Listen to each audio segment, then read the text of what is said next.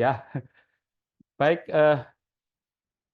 teman-teman yang belum open cam, mungkin ada baiknya open cam. Yang belum nih Melvin, yang biasa open cam sebetulnya. Rendita, ya. Makasih Mbak Anastasia. Mas Yapet masih di Pekanbaru, Mas Yapet. Selamat malam, selamat sore. Malam Pak. Rendita, Sarah, Rizka. Baik, oh saya yang kok tiba-tiba kameranya. Oke, baik teman-teman, saya rasa kita mulai saja ya. Kembali saya ingatkan bahwa sesi foto bersama nanti di terakhir itu kita tidak akan adakan karena si Sartina sudah men-capture itu secara acak ya, sebagaimana komitmen kita pertama bahwa hanya yang open cam yang akan dianggap sebagai satu kehadiran pada sesi forum diskusi ilmiah, gitu ya. Itu yang pertama, ya. Yang kedua, kembali saya ingatkan teman-teman wajib minimal hadir sebanyak 8 kali forum diskusi ilmiah dan bertanya secara langsung, ya. Bertanya secara langsung, tapi kalau misalnya nggak memungkinkan bertanya secara langsung, ya bolehlah ditanyakan di apa namanya di chat room. Namun dengan catatan pertanyaan teman-teman itu mesti dibacakan. Jadi mesti dibahas. Itu dianggap sebagai satu bertanya, gitu ya. Jadi 3 poin itu yang menjadi ketentuan kita sehingga si Sartinah nanti apakah akan cetak sertifikat Anda atau tidak, gitu ya. Ini bukan sebuah ancaman, tetapi berdasarkan diskusi kami dengan tim forum diskusi ilmiah terakhir, itulah 3 poin yang perlu dikemukakan kepada teman-teman supaya diskusi kita itu menjadi lebih hangat. Ya, jangan nanti hanya pembicaranya saja nanti yang open cam, yang lainnya biasanya takutnya ada di seminar-seminar tapi bukan di Untar gitu ya. Hanya pembicara dan moderatornya yang open cam. Yang lainnya hitam semua. Ya, jadi kita tidak inginkan seperti itu karena ini adalah sebuah forum diskusi. Jadi Anda boleh bertanya, boleh menanggapi, ya boleh berbeda pendapat, namanya juga forum diskusi, gitu ya.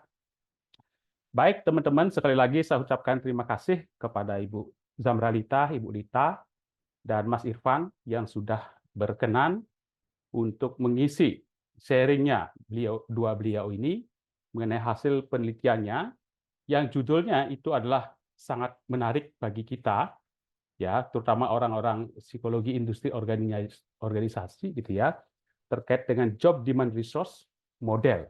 Ini adalah satu hal yang sangat menarik, makanya itu menjadi poin saya yang pertama, kenapa diskusi ini atau topik ini menjadi sangat menarik.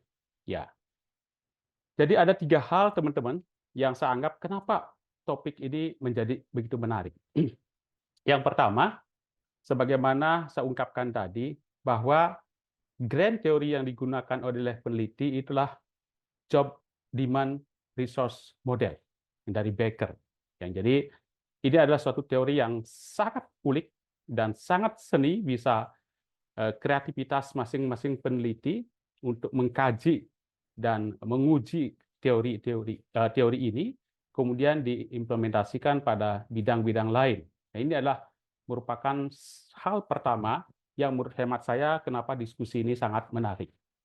Yang kedua adalah job demand resource itu diterapkan oleh Mas Irfan dan Ibu Lita itu pada apa namanya perusahaan keramik ya, kalau nggak salah perusahaan keramik ya Mas Irfan ya, Betul, Pak. di mana itu mungkin akan berbeda dengan teori awalnya. Jadi diuji teori itu di dalam perusahaan keramik, dan walaupun beberapa hal, beberapa perusahaan, beberapa institusi, beberapa universitas mengatakan bahwa variabel kinerja itu performance sebagai suatu hal yang sangat jenuh, gitu ya. Tetapi rasanya tidak akan pernah berhenti orang menilai kinerja. Kenapa? Karena organisasi tujuannya ya tentu saja adalah kinerja. Apalagi adalah profit oriented yang memang diwakili oleh berbagai aspek di dalam kinerjanya. Ya, apakah itu disebutnya productivity, positive outcome, atau disebutnya perilaku dan lain sebagainya, ujung-ujungnya adalah memang kita membuat satu organisasi, diharapkan organisasi itu adalah berkinerja, apakah menjaga kelangsungan hidupnya atau memperoleh profit dan lain sebagainya. Itu hal yang kedua yang menurut hemat saya diskusi kita itu akan sangat menarik, ya. Dan yang ketiga sebetulnya yang sangat akan menjadi satu hal yang istimewa itu adalah pertanyaan kita terkait dengan apakah benar ya yang diungkapkan nanti oleh si peneliti bahwa tuntutan pekerjaan job demand itu akan mampu menjadi variabel moderator dalam hubungan antara job resource dengan work engagement. Nah, work engagement ini banyak orang mengistilahkan dengan keterikatan kerja, ya. Tetapi kali ini kita coba berdiskusi kembali pemikiran kita, rasanya asik-asik saja gitu loh. Makanya istilah kita adalah keasikan kerja gitu ya. Karena kalau orang sudah asik itu lupa sesuatu, semangat untuk mengerjakan dan sangat antusias terhadap sesuatu itu. Nah, itu adalah pertanyaan yang ketiga. Apakah memang benar nanti job demand itu mampu memoderasi hubungan antara job resource dengan engagement? Ya, tentu saja juga adalah apakah work engagement atau keasikan kerja itu akan mampu menjadi mediator, variabel mediasi ya antara job demand dengan performance. Nah, kira-kira itu teman-teman yang tiga hal yang menurut hemat saya diskusi kita itu akan menjadi satu hal yang sangat menarik dan coba nanti kita tanya terkait dengan yang kedua tadi, ada apa sih dengan kinerja di manufacturing-nya Mas Irfan? Itu kenapa kok itu yang dijadikan sebagai satu variabel dependen? Nah, itu kira-kira pendahuluan saya teman-teman. Dan sebelum kita berlanjut kepada diskusi selanjutnya, ya, saya akan coba bacakan dulu CV, riwayat singkat dari kedua narasumber. Ibu Samralita, Magister Manajemen Psikolog. Ini rasanya sudah tidak asing bagi teman-teman karena Bu Lita sangat rajin ikut mengisi setiap semester mengisi forum diskusi ilmiah. Dr. Samralita pendidikannya adalah di S3 tahun 2013 itu lulus di Pajajaran, S2-nya Universitas Pajajaran juga. Jadi S1, S2, S3-nya beliau ini alma mater Pajajaran ya. Jadi S1-nya Universitas Pajajaran, S2 Pajajaran dan S3-nya adalah Universitas Pajajaran.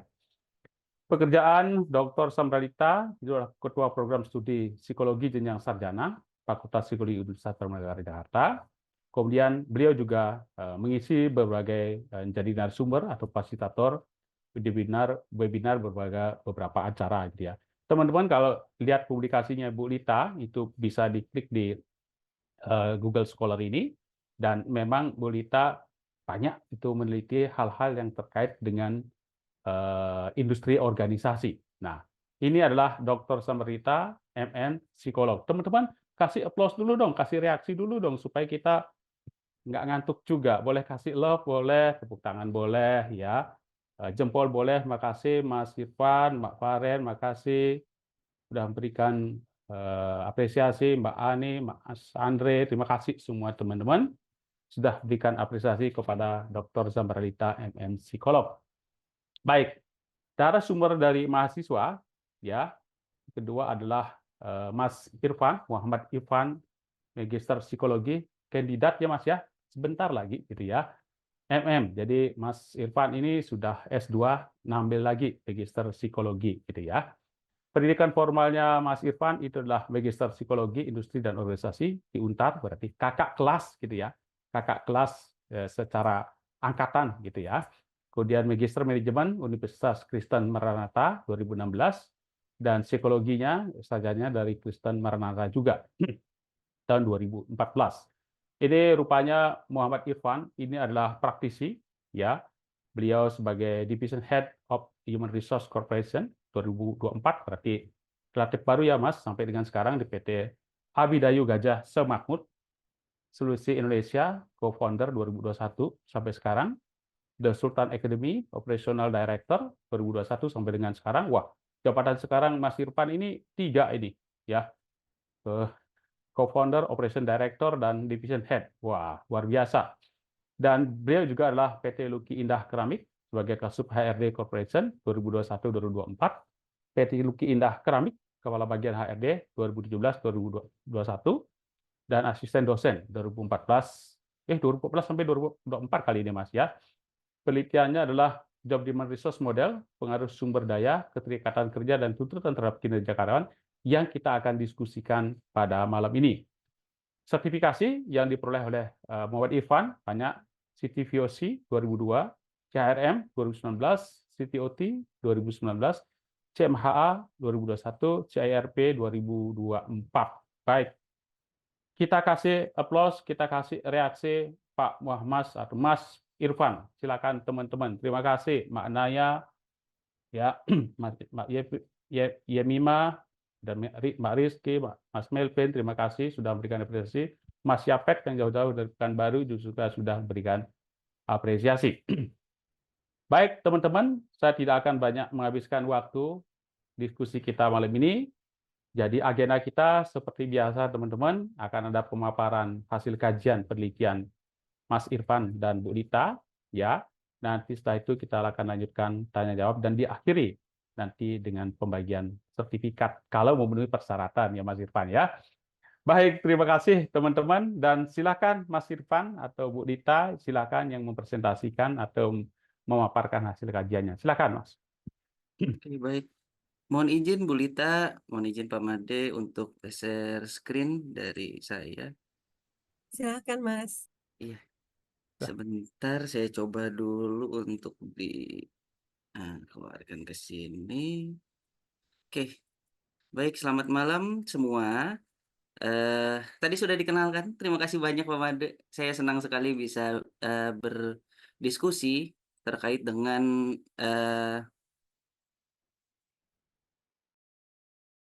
penelitian saya dari judulnya Job Demands Resource Model, atau kalau bisa dicari teman-teman, itu banyak sekali di online yang free maupun berbayar tentang JDR model. Karena ini masih berkembang sampai saat ini, makanya saya dan Bu Lita sepakat untuk ambil judul ini gitu. Dan senang sekali karena Bu Lita sebagai pembimbing saya waktu itu, karena beliau memang ahli di bidang ini gitu. Nah, berawal dari keresahan saya terkait dengan eh, bagaimana sih perusahaan ini bisa berkembang sehingga saya bisa berkontribusi. Jadi bukan karena eh, iseng, tapi saya pengen memperbaiki salah satu hal yang memang kurang di perusahaan. Nah, cuma hanya saja saya tidak ingin yang eh, malah jadi menyusahkan semuanya, cari yang bisa diimplementasikan, salah satunya ini. Jadi teman-teman bisa gunakan eh, JDR model ini karena sangat mudah sebenarnya dan tools-nya banyak sekali gitu. Oke, kita mulai. Ini sudah tadi dijelaskan, agendanya ada pendahuluan, kemudian hipotesisnya, model JDR, hingga kesimpulan. Oke, saya akan bahas sedikit tentang kondisi global. Di abad 21 ini sudah mengalami pergeseran, teman-teman. Itu. Saat ini pasar kerja itu melirik karyawan yang menunjukkan produktivitas pribadi, adanya energi, adanya dedikasi yang tinggi, dan pencapaian pribadi yang memang sangat tinggi. Kemudian, hal ini membuka peluang yang lebih banyak dan lebih baik untuk membangun karir pribadi. Gitu. Berbeda dengan generasi-generasi sebelumnya yang memang secara dedikasi sudah sangat tinggi, loyalitas sangat tinggi, begitu. Kemudian, peluang pencari pekerja untuk mendapatkan pekerjaan yang aman bergantung pada produktivitas pencari kerja. Itu. Kemudian, dalam pasar global yang kompetitif, perusahaan yang tidak memanfaatkan karyawan secara efektif memiliki masa depan suram. Gitu. Jadi, hati-hati bagi perusahaan yang memang teman-teman sekarang bekerja, kalau memang tidak bisa memanfaatkan karyawannya, biasa jadi turnover-nya sangat tinggi dan retensinya akan sangat rendah, gitu. Kemudian, work engagement ini penting bagi individu selain dari kontribusi langsung terhadap perusahaan, gitu. Kemudian, penelitian ini tadi sudah dijelaskan Pak Made sedikit, saya ambil di bidang keramik manufaktur yang memang sampai saat ini tidak banyak di Indonesia untuk perusahaan. masih bisa, under 100 perusahaan yang bergerak khusus di bidang keramik, gitu. Kemudian di perusahaan ini, saya melihat adanya tantangan globalisasi dan waktu itu perusahaan ini berupaya untuk menuju ke industri 4.0, yang notabene perusahaan ini sebenarnya masih padat karya, melihat peluang industri 4.0 bergerak ke arah sana, gitu. Kemudian di 3 tahun terakhir kita lihat terjadi penurunan kinerja yang sama-sama kita tahu ini pengaruhnya dari Covid. Jadi after Covid malah kita baru perusahaan ini baru, terpengaruh, gitu. Dari 12% di 2021 kemudian turun lagi ke 6% di 2022.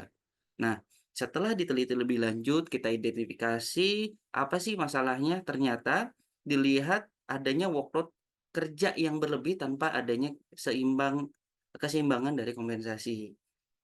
Terlalu besarnya workload itu bisa menimbulkan, masalah, sehingga orang itu bisa jadi tidak engage.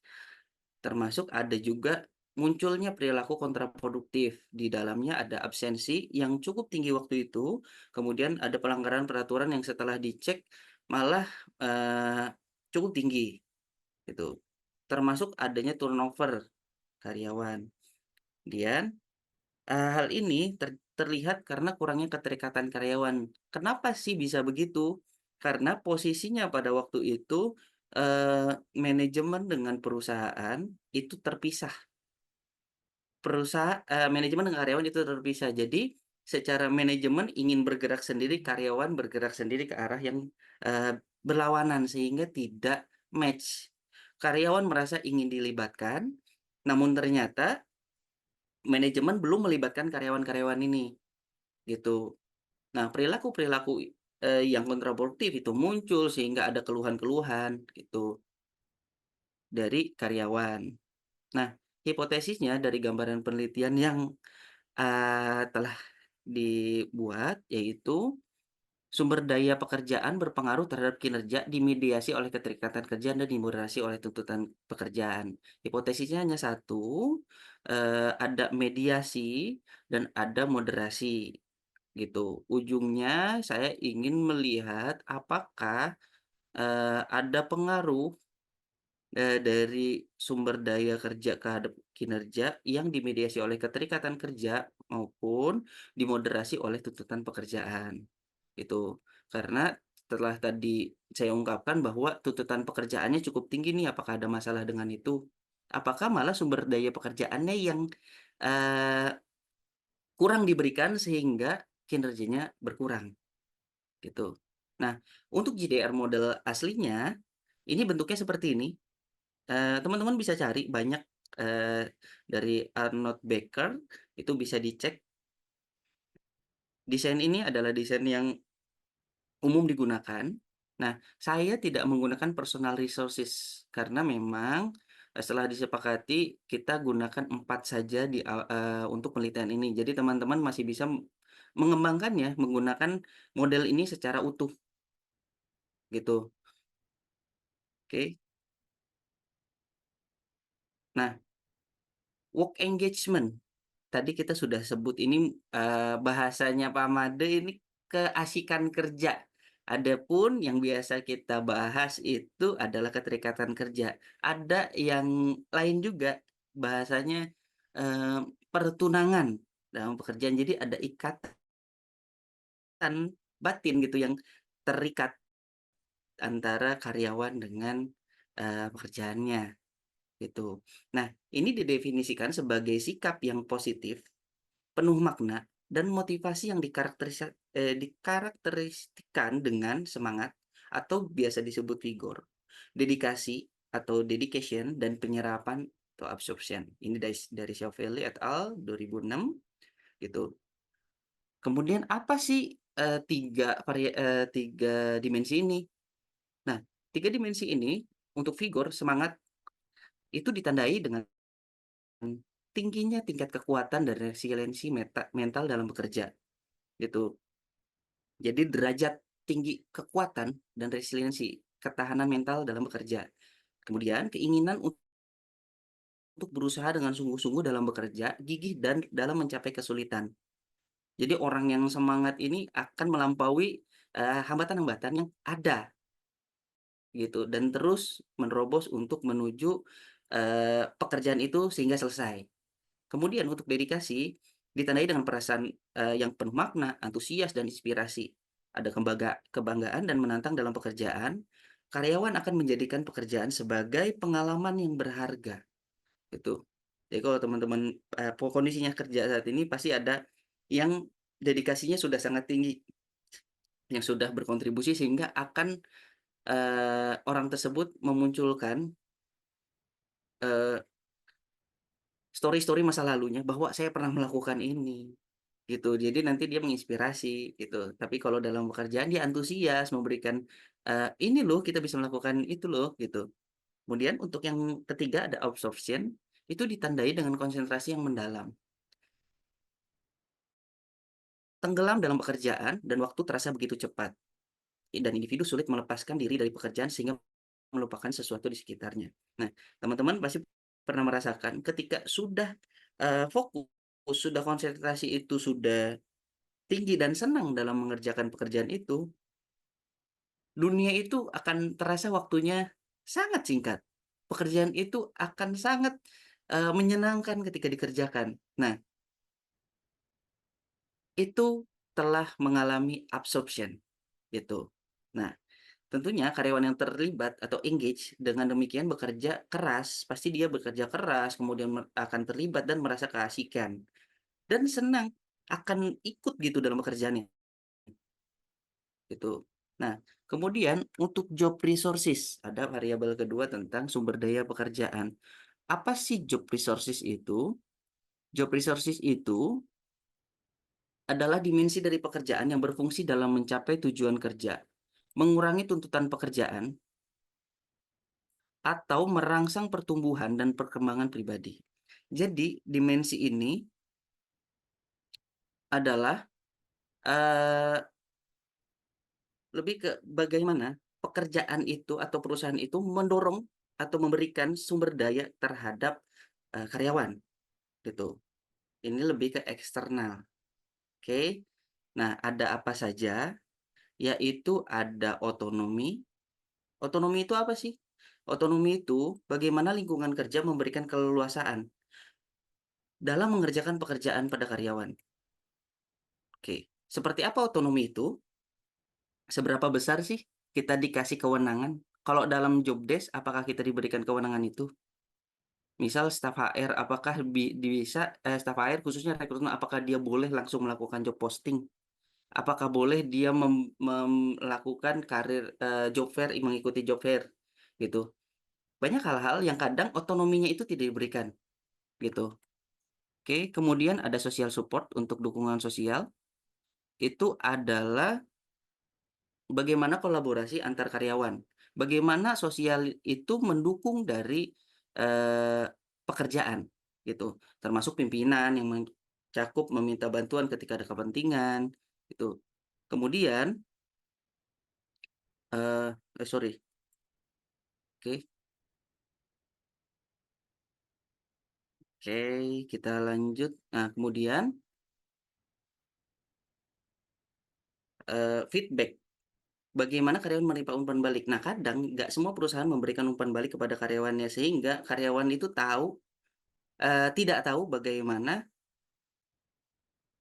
pekerjaannya, bagaimana kinerjanya, sehingga informasi itu tidak sampai.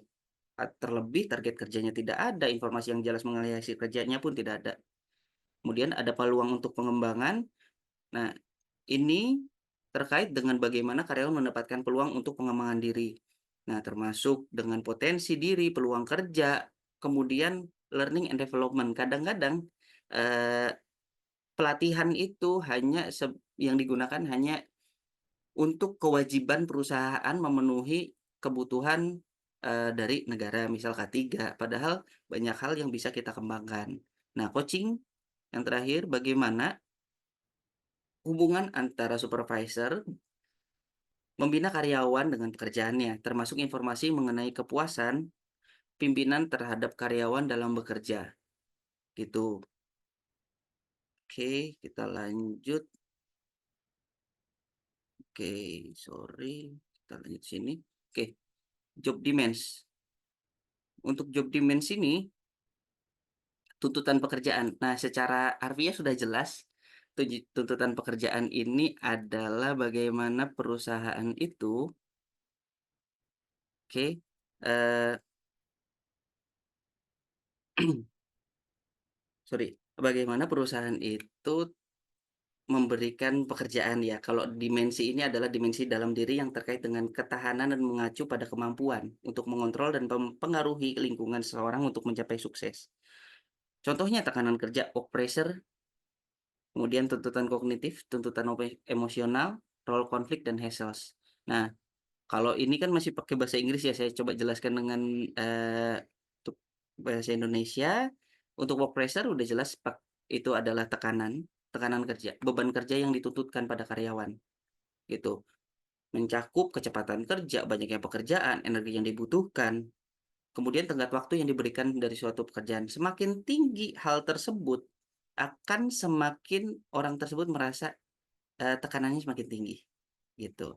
Untuk cognitive demands, kemampuan karyawan dalam menghadapi tuntutan dalam pemikirannya, itu. Kondisi di mana pekerja mencakup konsentrasi dalam mengerjakan tugas, ketelitian pekerjaan, kelelahan mental, atensi kerja. Jadi semakin tinggi tuntutan terhadap mental, itu akan semakin tinggi juga job demands-nya. Itu emotional demand sama, ini lebih terkait dengan emosinya, itu emosionalnya. Untuk role konflik lebih terhadap bagaimana dia berperan terhadap ekspektasi yang diberikan dan apa yang menjadi peran yang dijalankan, apakah sesuai atau tidak. Nah, kadang ada konflik gitu antar karyawan, termasuk antar pekerjaan overlapping itu biasanya terjadi konflik. Itu. Untuk hassles itu kerumitan. Jadi kerumitan atau kesulitan atau birokrasi kadang-kadang bahasanya yang dirasakan karyawan terkait dengan administrasi yang sulit gitu. Oke. Nah, work engagement yang tinggi itu seperti apa sih? Kalau kita lihat dalam kehidupan sehari-hari, orang tersebut akan terlihat energinya besar untuk bekerja. Semangatnya sudah terlihat dari awal, mukanya cerah gitu. Kemudian antusias dalam bekerja, termotivasi untuk mencapai tujuan yang menantang, kemudian adanya komitmen untuk mencapai tujuan dan keinginan untuk sukses gitu. Jadi kalau work engagement-nya tinggi, maka akan terlihat seperti ini gitu. Oke. Nah, pentingnya buat apa sih meningkatkan kinerja? Yang pertama, yang kedua meningkatkan tanggung jawab, yang ketiga berkontribusi pada perusahaan, yang keempat meningkatkan quality of life. Nah, dalam penelitian yang dilakukan, partisipan ini karyawan PTX dengan masa kerja minimal 1 tahun dan posisi minimal staff. Kebetulan alhamdulillah ini sampai kepala pabrik waktu itu mengisi. Jadi memang setiap jenjang mengisi akhirnya, gitu, dalam perusahaan ini. Kemudian instrumennya ada 3. Teman-teman bisa nanti kalau mau pakai boleh nanti WA saya atau bisa ngambil dari perpus juga bisa. Ada 3 alat tes yaitu IWPQ Individual Work Performance Questionnaire, kemudian ada JDRQ Job Demands Research Questionnaire, dan ada USO Track Work Engagement Scale. Sudah ada yang bahasa Indonesianya gitu sehingga bisa digunakan dan juga validitasnya sudah cukup tinggi gitu. Nah, analisis datanya saya masih menggunakan SPSS 27 dengan model bootstrapping karena ini lebih mudah gitu. Oke. Untuk deskriptifnya ada data demografis responden, kita ada 103 responden karena ada 17 outlier waktu itu, sehingga kita tidak masukkan ke dalam sini. Nah, lebih dominan memang dalam perusahaan itu laki-laki. Kemudian ada beberapa juga ada yang pendidikannya SD, tapi untuk saat ini SMA dan S1 itu udah lebih dominan karena tadinya memang SMP dan SD itu cukup banyak dan sudah mulai ada yang pensiun, jadi sudah berubah. Kemudian status pernikahan, sudah menikah dan juga rentang usianya sangat beragam, lebih banyak di under 29 tahun gitu. Oke, kemudian lama kerja lebih banyaknya di 1 sampai 10 tahun dan jabatannya sampai, produksi sampai kepala unit itu mengerjakan, gitu. Oke. Nah, untuk data yang kita ambil, itu sudah ada rangkumannya terkait dengan apa sih yang tinggi di setiap variabel, gitu, di setiap dimensinya, gitu. Untuk otonomi, itu sedang menuju ke tinggi. Jadi, artinya adalah mereka merasa bahwa diberikan otonomi untuk bekerja, gitu. Itu ada beberapa mungkin yang 17% ini merasa bahwa saya tidak diberikan otonomi. Kemudian untuk, social support juga, cenderung banyaknya di sedang ke tinggi, feedback, sedang ke tinggi, coaching sedang ke tinggi, dan lain sebagainya. Termasuk dengan kalau sumber daya kerjanya di sebelah mana sih, gitu. Sampainya itu posisinya di rata-rata. Jadi mereka merasa bahwa saya masih diberikan loh sumber daya pekerjaan, masih ada berpikiran positif untuk ke arah sana dan memang 23% ini merasa bahwa, kok saya tidak diberikan, apa, otonomi, lain-lain, seperti itu. Nah, untuk tuntutan pekerjaan, itu ada yang tinggi itu lebih dari 25%. Nah, work pressure untuk tekanan kerja yang merasa tinggi, ya ini lebih banyak merasa rendah karena memang di perusahaan ini secara tekanan kerja tidak terlalu tinggi setelah diobservasi. Namun demikian memang, eee, ini perlu diteliti lebih lanjut, gitu. Untuk cognitive demands-nya juga posisinya di sedang, emotional demands-nya di sedang, role konfliknya di sedang, dan hassle-nya cukup tinggi karena merasa birokrasinya sangat, eee, dianggap sangat banyak dan tidak ada perubahan gitu. Oke. Kemudian untuk keterikatan kerja sendiri, itu cenderung masih di sedang, jadi rata-rata di tengah. Nah, yang unik adalah vigornya, semangatnya ini sangat tinggi. Jadi mereka merasa bahwa kita semangat kerjanya, kita memberikan dedikasi gitu, dedikasinya tinggi, tuh. Tapi yang untuk, penyerapan ini mereka nggak ngerasa bahwa dia terlarut dalam pekerjaannya, gitu. Untuk kinerja sendiri itu, eee, secara konteks ke kinerja tugas itu lebih ke setara gitu, semuanya sedang rendah, sedang tinggi, kemudian kontekstual juga. Kinerja tugas itu bagaimana dia mengerjakan, tugas-tugasnya kesehariannya itu dikerjakan atau tidak. Kalau untuk kinerja kontekstual itu bagaimana dia, mengerjakan pekerjaan yang di luar dengan tugasnya, itu. Dan yang terakhir untuk kinerja kontraproduktif, itu apakah mereka melakukan, eee, apa, tindakan kontraproduktif pada saat bekerja, misal absensi, lain-lain. Nah, itu rendah ternyata. Ada yang sedang juga, ada yang mereka bahasanya kalau ini kan mengaku bahwa mereka melakukan. Karena pada saat saya meminta tolong, tolong sejujur mungkin gitu. Itu terkait dengan pekerjaan ini. Akhirnya mereka mencoba untuk mengerjakan, sebaik mungkin, gitu. Nah, untuk validitasnya tadi sudah, saya berikan. Uji normalitas fragilitas dan reliabilitas menunjukkan nilai Krombah alfa lebih dari 0,70 gitu. Kemudian saya sudah melakukan uji normalitas data, memang, kewajiban gitu dari kita. Nah, uji normalitas sudah menyimpulkan bahwa ini datanya normal dan juga korelasi antar variabel kita bisa lihat bahwa kinerja itu berkorelasi dengan keterikatan kerja dan sangat tinggi memang. Itu 0,588 dengan signifikansinya sangat signifikan. Kemudian sumber daya kerja 0,43, namun demikian untuk tuntutan kerja tidak, eee, berkolerasi, gitu. Oke, kita lanjut untuk ini uji hipotesis.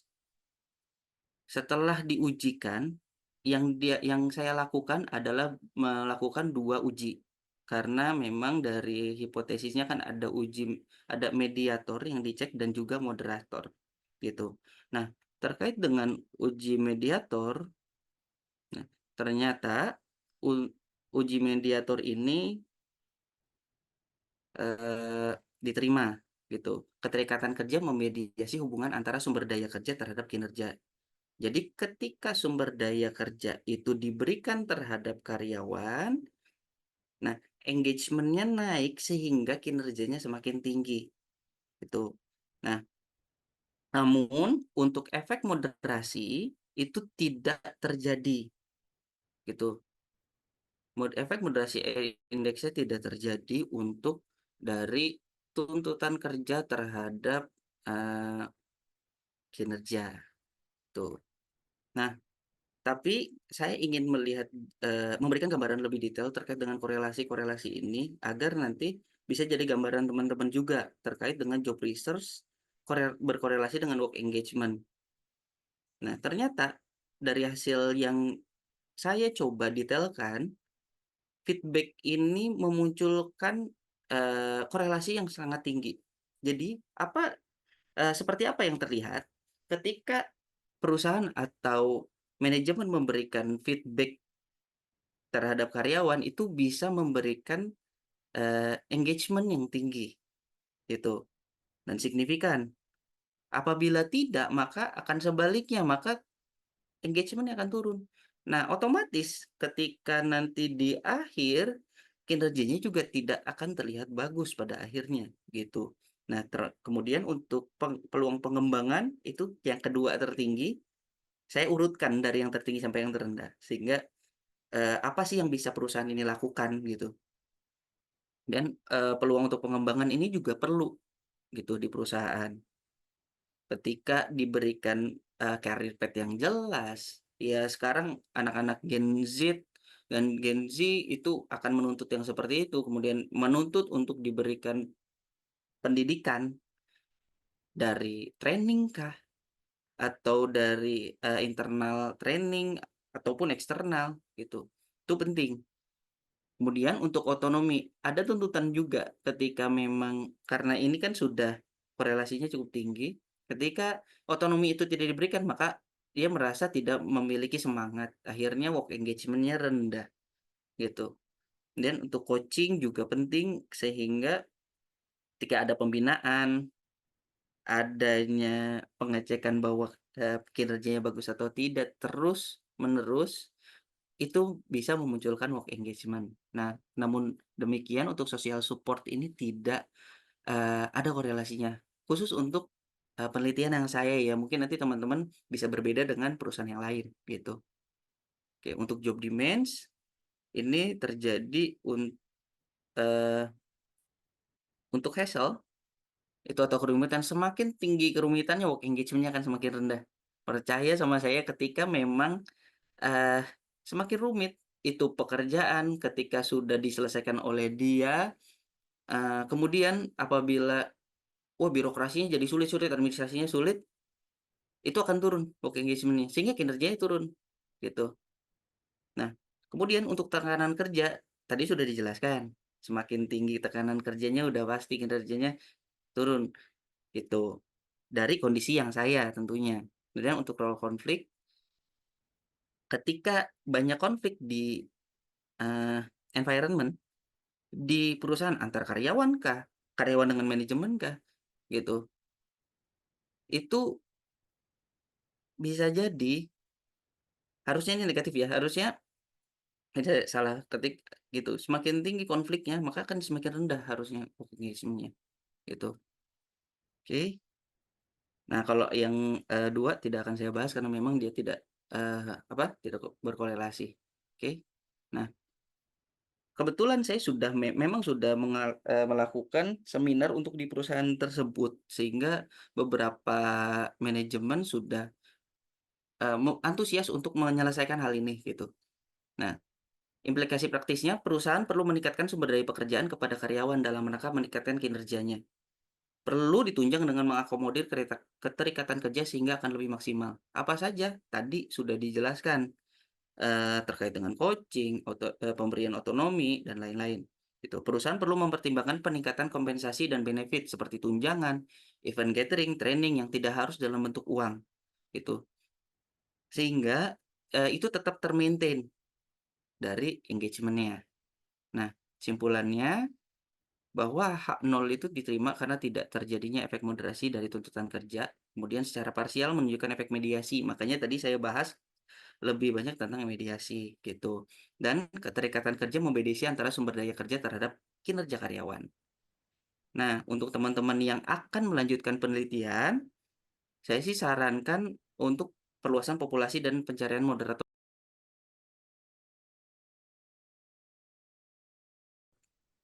Itu saja mungkin Pak Made yang bisa saya sampaikan.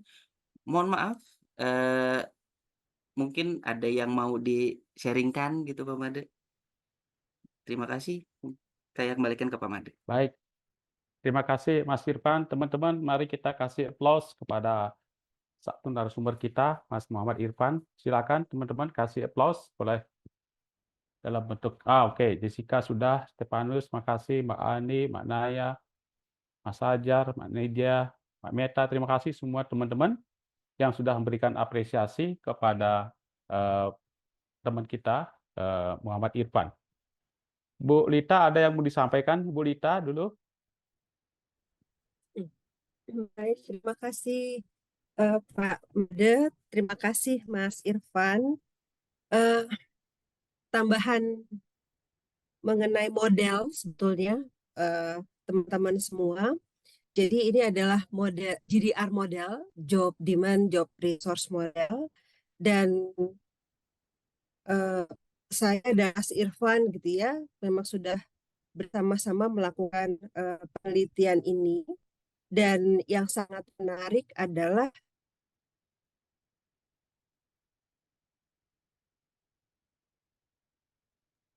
Ibu ke-mute Bu, suaranya Bu. Ya, halo Bu, Ibu ke-mute ke-mute. ya.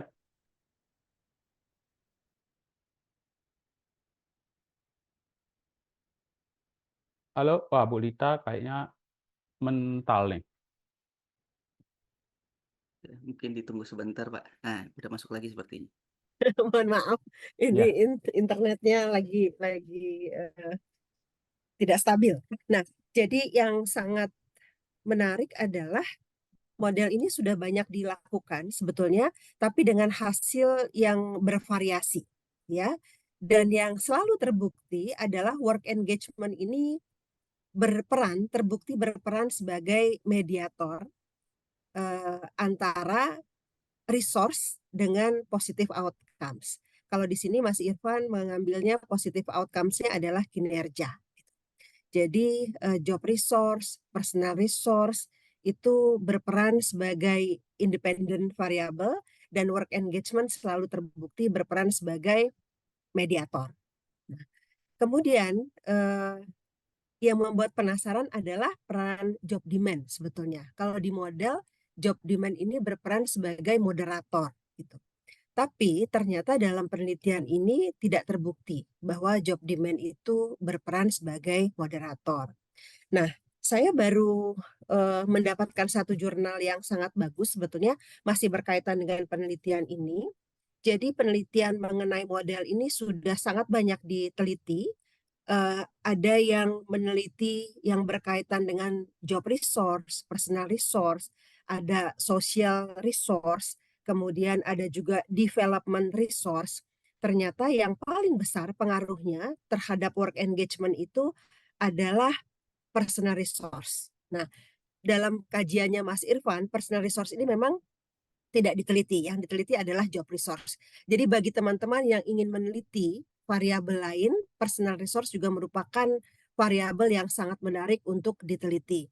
Nah, dari pengalaman saya meneliti engagement, ternyata personal resource ini selalu terbukti berperan lebih besar dibandingkan dengan job resource. Nah, kajian yang lain adalah work engagement ini tadi sudah saya sampaikan bahwa berperan sebagai mediator dan outcomes-nya sebetulnya bisa sangat bervariasi.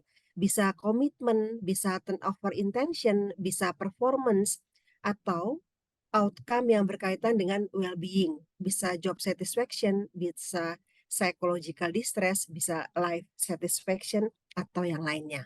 Jadi monggo bagi teman-teman yang tertarik untuk meneliti mengenai GDR model, masih terbuka kesempatan sangat luas untuk membuktikan apakah memang variabel ini terbukti sebagai mediator atau justru ada variabel lain yang terbukti sebagai moderator.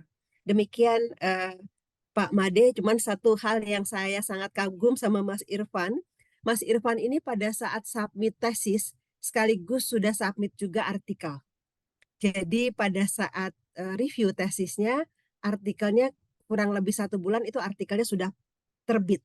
Bukan hanya submit, tapi artikelnya sudah terbit. Jadi selamat Mas Irfan, luar biasa usahanya. Jadi membuktikan bahwa Mas Irfan juga memiliki engagement yang tinggi dan kinerjanya juga tinggi. Demikian Pak Made, terima kasih. Baik, terima kasih Ibu Lita sudah memberikan tambahan. Teman-teman, mari kita kasih applause Bu Lita dulu deh ya. Teman-teman supaya nggak ngantuk. Terima kasih Mas Melvin, Mas Irfan, Mas Jafet, Mbak Windy, Vanessa, Pak Raymond. Terima kasih Mas Raymond, Mas Nur. Baik. Baik teman-teman, ternyata kalau kita lihat pemaparannya Mas Irfan tadi di awal, ya, sebelum nanti kita berdiskusi itu ya, saya coba ambil benang merahnya. Mas Irfan ini kelihatan banget memang praktisinya. Kenapa? Karena sebelum melakukan penelitian, dia lihat dulu kira-kira kontribusi nggak untuk perusahaan saya, gitu kan ya. Jadi sesuatu yang dilakukan di perusahaan itu seyogianya berkontribusi. Nah, kontribusinya di mana? Ternyata setelah dicek, wah, ini kinerja perusahaan kita menurun ini. Ya, kenapa menurun? Karena ada data yang menunjukkan tahun 2021 menurun 12% kinerjanya, ya. Kemudian 2022 itu turunnya 6%. Ternyata dicari lagi, kenapa sampai bisa menurun kan gitu kan ya? Oh, ternyata banyak dilihat adalah ada workload-nya yang tidak seimbang. Ya, ada masalah-masalah yang perilaku sifatnya kontraproduktif. Orang izin sering barangkali di sana, kemudian ada yang absen, bahkan turnover tadi disebutkan. Dan satu lagi adalah yang sangat terkait dengan model ini adalah ada work engagement yang juga tampaknya bermasalah karena masing-masing baik antara manajemen dengan perusahaan itu memiliki kepentingan-kepentingan tersendiri. Nah, inilah yang dilihat menjadi faktor-faktor penentu kenapa kinerja itu menurun, sehingga tepat untuk mengambil work engagement salah satu variabel yang menjadi faktor penentu kinerja. Nah, ternyata dilihat kembali apa yang menyebabkan orang itu engage, ada job research dan personal research-nya. Sehingga model penelitiannya dikaitkan grand teorinya tadi dari Becker, bahwa tuntutan pekerjaan akan memoderasi hubungan antara sumber daya pekerjaan dengan work engagement, dan work engagement itu bisa memediasi antara sumber daya pekerjaan dengan kinerja. Dan ternyata hasil penelitiannya menunjukkan bahwa work engagement memang bisa memediasi hubungan antara sumber daya pekerjaan dengan kinerja. Namun, ya, terkait dengan tuntutan pekerjaan tidak bisa memoderasi hubungan antara sumber daya pekerjaan dengan work engagement. Nah, kira-kira itulah kurang lebih apa yang sudah disampaikan oleh Mas Irfan tadi. Dan teman-teman, mohon siapkan pertanyaannya. Nah, sebelum disiapkan pertanyaannya, barangkali Mas Sandi, ya Bro Sandi, mau putarkan sesuatu, silakan.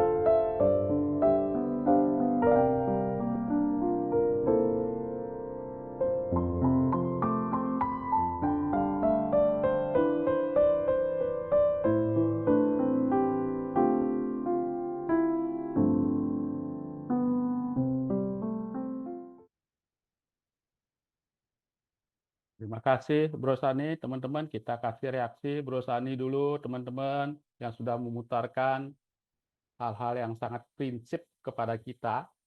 Karena kalau itu tampaknya apa yang diungkapkan oleh Bu Dita tadi itu benar ya, bahwa kehidupan kita itu sangat ditentukan oleh personal resource-nya tadi. Tadi Bro Sani memutarkan banyak tujuan hidup, makna hidup, ya kebahagiaan itu sangat ditentukan oleh diri kita sendiri. Jadi kalau tadi Bu Lita sebutkan, ternyata work engagement itu banyak ditentukan oleh personal resource loh dibandingkan dengan job resource-nya tadi gitu ya. Baik, terima kasih. Silakan teman-teman, saya buka 3 pertanyaan dulu untuk term yang pertama. Silakan. Yang bertanya langsung tentu saja adalah Mbak Ani yang pertama. Monggo, siapa lagi? Saya tinggal catat dulu. Siapa yang cepat itu yang dapat bertanya duluan. Masih belum ada yang raise hand? Mas Melvin. Mas Melvin dan Mas Andre. Nah, 3 dulu. Ada lagi yang ini belum? Mbak Indah, berempat nanti. Ada lagi? Sampai berempat ya. Oke, kalau gitu 3 penanya dulu. Silakan Mbak Ani dulu bertanya. Baik, terima kasih Pak Made. Selamat malam Kak Irfan, Lita. Terima kasih untuk paparannya. Saya mau bertanya, kebetulan saya belum pernah bekerja di perusahaan seperti itu, dan saya adalah guru. Nah, apakah menurut Kak Irfan, ketika subjek penelitiannya itu guru, kemungkinan juga menghasilkan hasil penelitian yang sama seperti itu antara perusahaan dan juga mungkin di yayasan ya, karena lembaga pendidikan. Dan ya itu aja sih Kak. Thank you. Oke. Baik, terima kasih Mbak Ani. Pertanyaannya adalah bagaimana kalau misalnya penelitian Mas Irfan ini ya dilakukan treatmentnya untuk para guru gitu ya. Kira-kira hasilnya bagaimana gitu ya dari Mbak Ani. Silakan. Terima kasih Mas Melvin sekarang. Selamat malam Pak, kedengeran Pak? Beneran Mas. Oke, terima kasih Pak Made, Mas Irfan, dan Bu Lita atas pemaparan penelitiannya using GDR model ya Pak ya. Mungkin saya mau nanya soal terkait sama job demand ya Pak. Job demand kan sangat bervariasi sekarang, kayak lama-lama kayak ada semacam maksimal umur ataupun pendidikan minimal berapa, itu kan sudah masuk ke tuntutan job demand. Ada kayak ketika kamu masuk dalam berapa tahun tuh harus ada pengembangan diri seperti apa. Nah, ketika si individu pekerja ini mengetahui job demand-nya dari awal, apakah bijak untuk perusahaan tetap melimitasi job resource yang akan diberikan kayak seperti gaji, tunjangan, dan yang lainnya. Mengingat sekarang orang lebih butuh pekerjaan untuk menghasilkan uang walaupun kompensasi yang diterima tidak setinggi ekspektasi individu tersebut. Saya rasa itu pertanyaannya, Pak. Terima kasih, Pak Made. Oke. Job resource-nya. Oke, kira-kira pertanyaannya begini ya Mas Melvin, yang saya tanggap.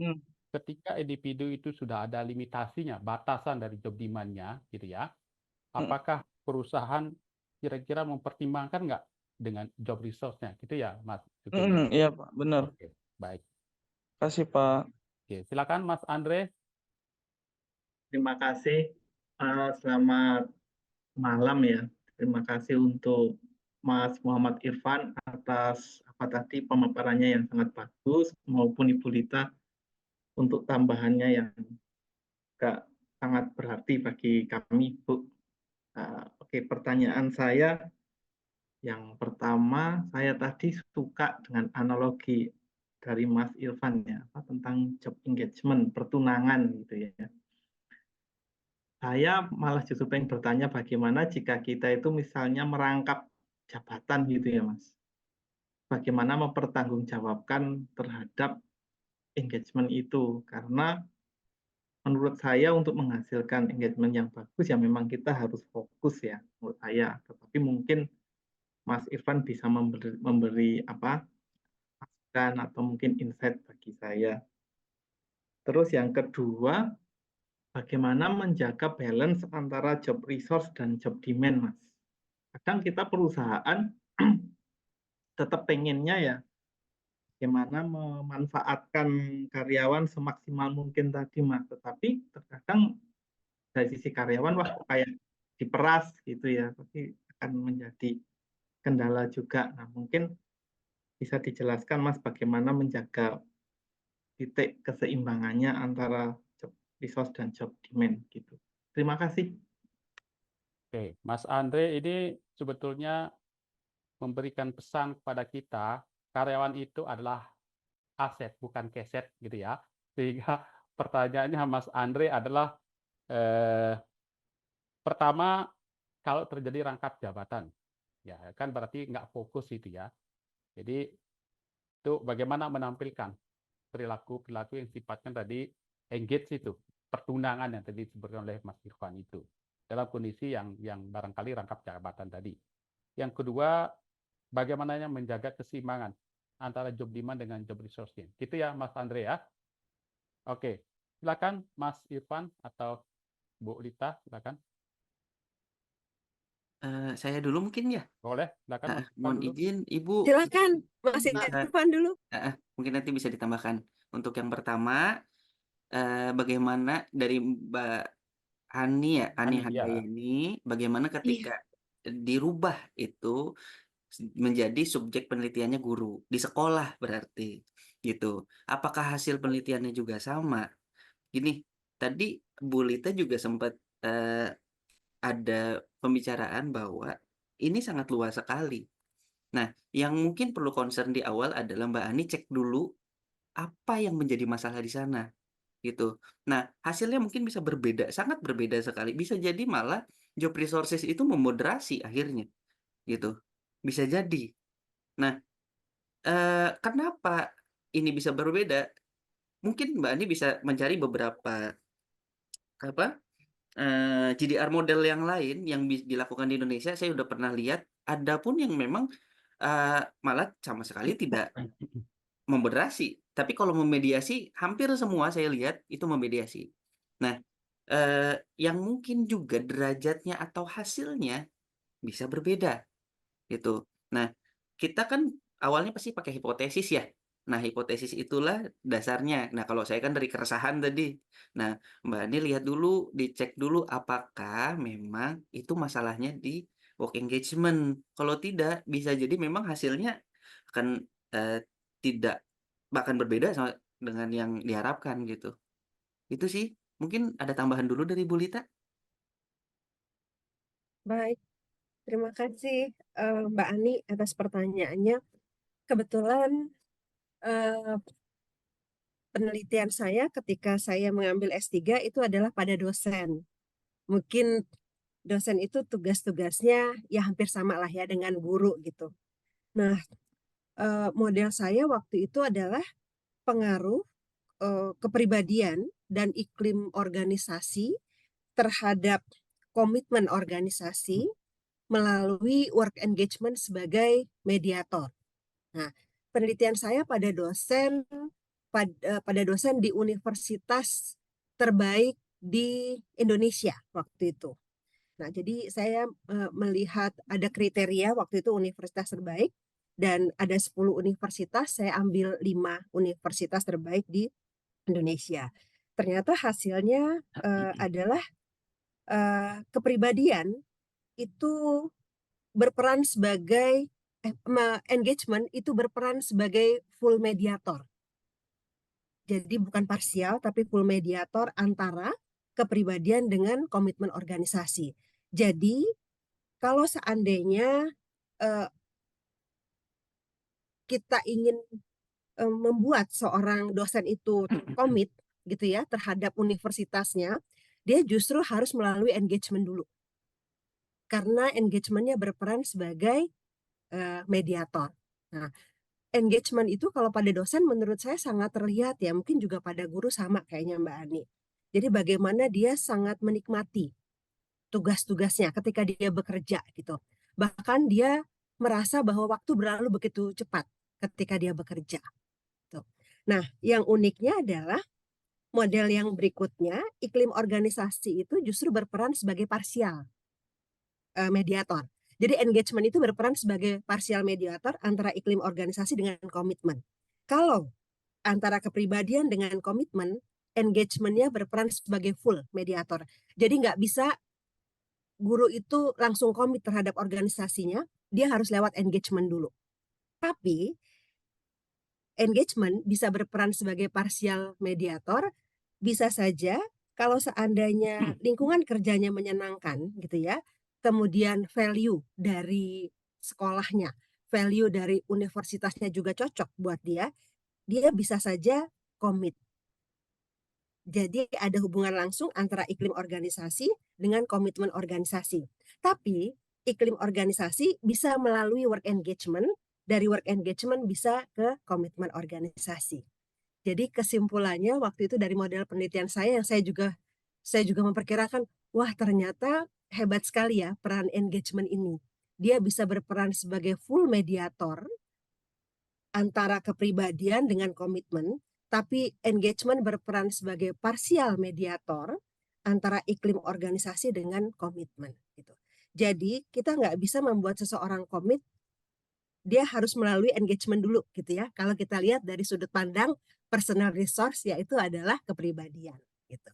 Waktu itu yang saya pakai adalah kepribadian dari Ocean, dari Costa dan McRae. Nah, hal yang menarik, mungkin sharing sedikit, awalnya saya itu bertanya, orang itu engage dulu atau komit dulu ya? Antara engagement dan komitmen ini hal yang menarik. Apakah orang komit dulu, baru engage, atau orang harus engage dulu dengan pekerjaannya, baru dia bisa komit? Gitu. Nah, itu pertanyaan saya ketika saya ambil S3 waktu itu. Ternyata hasil penelitian membuktikan adalah engagement ini berperan sebagai mediator. Jadi engage dulu, baru dia bisa komit. Gitu, teman-teman, itu sharing dari pengalaman saya. Terima kasih Mbak Ani atas pertanyaannya. Baik, Terima terima kasih Bu kasih. Lita, terima kasih Kak Irfan. Bu Lita, terima kasih sudah memberikan pengayaan ya dari jawabannya Mas Irfan tadi terkait dengan bagaimana kalau model GDR model ini diterapkan di sekolah gitu ya, atau tenaga kependidikan. Baik, berikutnya adalah pertanyaannya Mas Melvin, Mas Irfan. Monggo silakan. Oke, ini pertanyaan Mas Melvin dengan Pak Andreas ada korelasinya. Ya.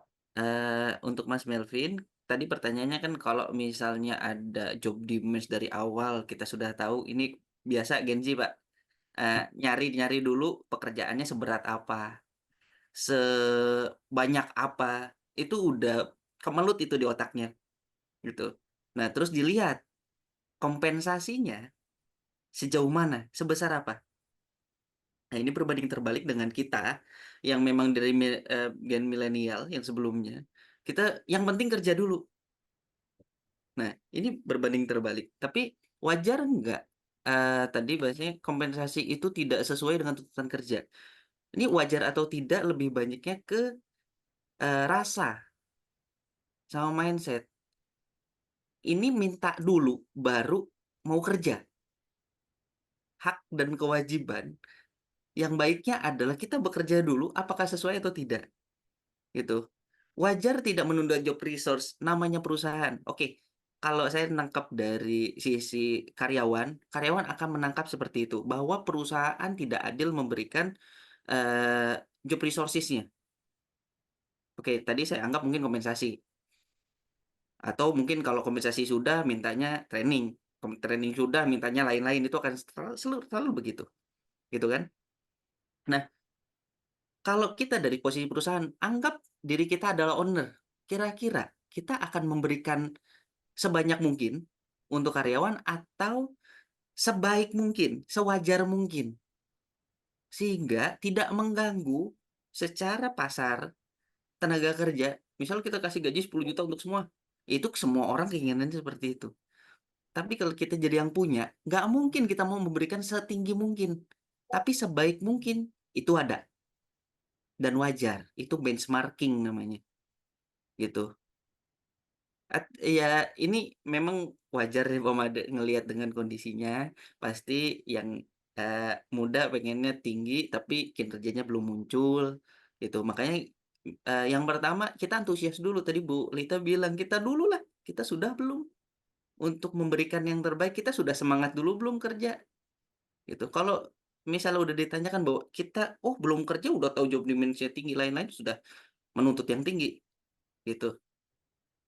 Itu sih Pak Made. Mungkin Bu Lita mau nambahkan kembali.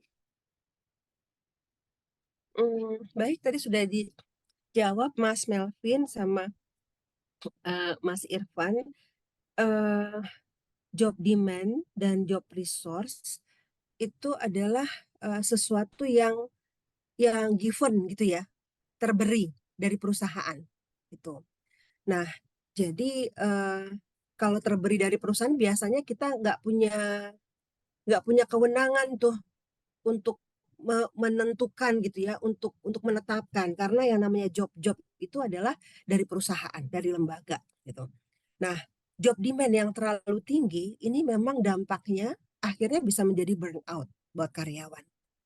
Dan job resource yang baik, yang tinggi gitu ya, yang diberikan oleh perusahaan itu bisa menjadikan karyawan itu engage. Kemudian setelah dia engage, dia akan memiliki kinerja yang baik.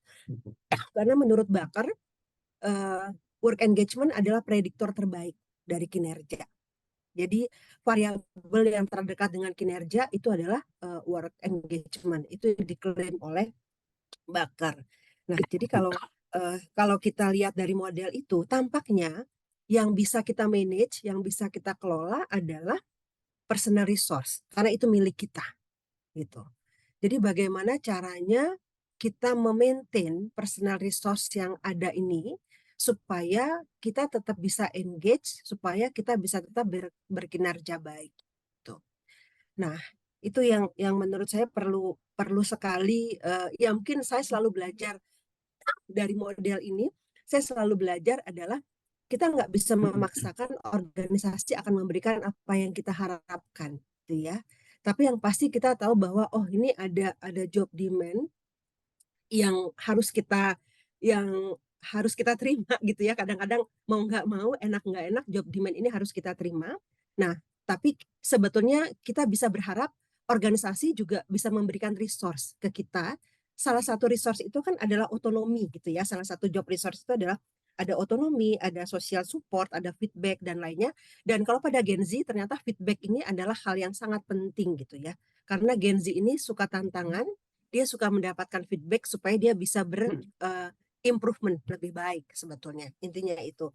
Jadi kalau saya selalu belajar dari model ini adalah ternyata yang bisa kita maintain adalah personal resource. Kita bisa mengajukan bahwa jangan terlalu berat job demand-nya, tapi kita berusaha mengajukan, belum tentu organisasi bisa menerima gitu ya permintaan kita itu gitu. Jadi yang bisa kita maintain adalah personal resource. Itu Mas Melvin, semoga bisa mencerahkan Mas Melvin. Terima kasih. Artinya dari diskusi kita ini analoginya sama tadi ya, mana duluan work engagement atau komitmen gitu ya. Jadi kalau kaitannya dengan job demand dan job resource terkait dengan work engagement berarti yang lebih duluan dipenuhi adalah resources-nya, kira-kira gitu ya, karena kita sudah memiliki personal resources kan gitu kan ya. Iya, kira-kira itu yang saya tangkap tadi dari Bu Lita dan Mas Irfan ya. Gitu ya. Karena job demand-nya tadi itu memang diberikan oleh company, tapi resources ini kita sudah miliki sejak awal gitu ya. Oke, baik. Baik Pak Made, Mas Irfan dan Bu Lita, makasih jawabannya. Nah, tadi yang menyeimbangkan itu kayaknya belum iya, dalam batas tertentu tadi job resource itu bisa membuat engagement gitu kan ya. Nah, itu gimana Mas Irfan? Oke. Tadi pertanyaan Mas Andreas ini cukup praktis sekali ya. Gitu. Mungkin memang pengalaman pribadi nih. Oke. Bagaimana mempertanggungjawabkan engagement itu kalau kita rangkap jabatan. Nah, ini juga given kalau bahasa tadi Bu Lita, given. Termasuk mungkin saya beberapa kali rangkap jabatan, termasuk pada saat saya di Keramik. Itu saya pegang akhirnya 3 jabatan. Karena senang, saya tidak mempermasalahkan. Karena senang. Nah, awalnya kan memang saya komit untuk memperbaiki, untuk berkontribusi terhadap perusahaan. Nah, apa yang membuat senang karena memang banyak hal yang bisa kita perbaiki, gitu.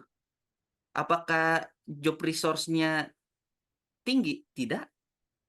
Alhamdulillah sampai sekarang ini dapat empathy, ini biaya pribadi, kemudian alhamdulillah beberapa sertifikasi saya biaya pribadi untuk apa? Untuk memberikan kontribusi terhadap perusahaan.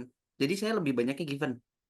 Karena personalisasi saya ketika saya bisa memberi, insya Allah rezeki itu datang ke saya, gitu. Karena komit dulu nih, tadi bahasa Bu Lita, komit dulu. Saya komit sekarang rangkap jabatan juga di konsultan untuk Solusi Indonesia dan juga sebagai direktur di konsultan juga. Bagaimana kita memberi waktu? Kalau kita sudah senang, insya Allah bagi waktunya bisa, gitu. Nah, beda halnya kalau di titik awal kita udah merasa, Pak, saya dikasih 2 jabatan, saya sudah berat. Nah, itu motivasinya udah hindrance itu, udah merasa bahwa saya tidak bisa melakukan itu, gitu. Nah, itu untuk insight-nya bagaimana menangkap jabatan. Boleh banyak caranya untuk menyelesaikan hal ini. Kalau memang beban kerjanya sudah terlalu berat dan memang tidak nyaman, bisa menggunakan workload analysis. Pakai FTE bisa, itu banyak langkahnya. Tuh. Kemudian bisa mengajukan, ya tapi kan namanya mengajukan itu given juga akhirnya. Gitu kan. Ya akhirnya kita menerima, tapi daripada kita menerima dengan motivasi rendah, lebih baik kita menerima dengan senang hati. Kalau memang tidak sanggup, akhirnya ngomong aja memang sudah terlalu banyak. Kayak saya butuh orang, butuh ini, butuh itu, gitu. Sehingga perusahaan sadar bahwa ketika kita sudah melakukan yang terbaik, tapi karena masalahnya adalah resource kurang, kan ada bantuan, gitu. Oke? Nah, bagaimana menjaga titik keseimbangan job resources, job demands untuk memaksimalkan kondisi. Ini perspektifnya berarti dari perusahaan ya, Mas ya? Oke. Nah, tadi sedikit sudah saya bahas. Perusahaan akan menginginkan revenue yang setinggi-tingginya, omset setinggi-tingginya, dan memberikan ke karyawan sesedikit-sedikitnya. Nah, ini ada itu dari personalia kondisinya. Nah, kemudian muncullah HR, kemudian muncullah HC. Nah, HC itu udah mulai human capital. Capital itu sebagai modal, jadi itu aset bagi perusahaan. Nah, kalau namanya masih personalia, itu berarti produk lama. Nah, untuk jadi kalau udah tradisional, ya pasti begitu. Kita hanya bisa berkontribusi bagaimana memberikan yang terbaik. Tapi kalau udah capital, itu untuk menyeimbangkan, dia akan melihat dari sisi pekerjaan, job desk seperti apa, orangnya seperti apa, dan bisa diberikan seperti apa. Itu lihatnya dari mana? Dari pasar kerja, posisi benchmarkingnya itu untuk posisi itu seperti apa di tempat itu. Misal Tangerang, Tangerang itu dia sekarang 42 atau 46 gitu secara UMR. Nah itu kan UMR. Nah untuk melihat yang staffnya berapa, untuk graduate berapa, jadi nanti memang itu akan dilihat dari basisnya dulu. Itu di area itu. Kan nggak mungkin manajer di Tangerang normatif semua 15 juta satu area, kita ngasih 20 juta, kayaknya berat untuk owner. Tapi 15 juta itu udah cukup untuk menyimbangkan, oh ini emang rata-rata di situ. Nah, apalagi selain itu yang bisa diseimbangkan adalah bagaimana kita memberikan value. Nah, mungkin tidak dibahas di sini. Value itu paling paling awal. Mereka harus sesuai fit dengan culture sehingga kita tidak perlu memberikan yang tinggi secara job resource-nya, tidak perlu mungkin secara kompensasi lah ya, gitu secara tinggi, tapi kita bisa memberikan hal yang lain. Oh, saya ingin growth, tapi orang-orang saya lebih pintar. Ketika pintar, nah mungkin retensinya adalah turnover-nya tinggi ketika mereka sudah pintar, pasti begitu. Itu kan? Turnover-nya tinggi, posisinya di sana. Nah, tapi untuk menyeimbangkan adalah ketika naik, apa benefit yang bisa dia dapat? Gitu. Karena harus dihitung resiko orang itu keluar. Tuh. Gitu sih untuk menyeimbangkannya. Sebenarnya tidak sulit, tapi juga memang tricky untuk menyelesaikan ini. Berbeda setiap tempat, berbeda setiap area, berbeda setiap bidang.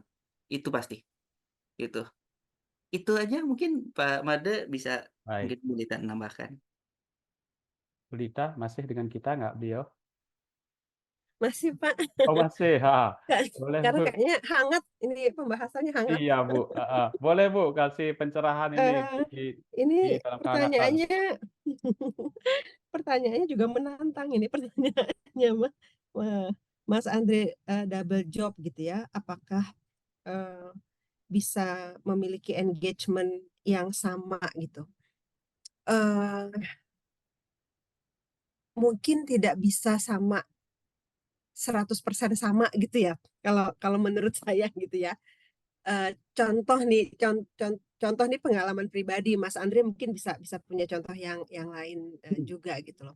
Yang pertama mungkin misalkan pekerjaan saya gitu sebagai dosen gitu ya.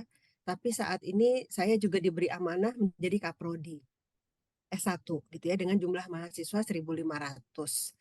Nah, engagement-nya apakah bisa sama 100%? Passion-nya pasti yang akan melekat terus-menerus itu adalah yang dosennya gitu. Tapi kalau kaprodi yang namanya jabatan apalagi di pendidikan tinggi kan bisa berganti ya. Ketika nanti rektor atau dekannya berganti, posisi atau jabatan kaprodi ini kan bisa saja diamanahkan juga pada yang lain gitu. Tapi yang melekat itu adalah dosennya. Jadi menurut saya mungkin tantangannya pasti berbeda. Kalau di dosen itu adalah yang keinginan belajar yang tinggi itu menjadi modal utama rasanya ya. Jadi seperti diskusi malam ini saya senang sekali karena belajar banyak juga gitu dari pertanyaan-pertanyaan, dari masukan-masukan mungkin dari teman-teman itu saya juga belajar banyak.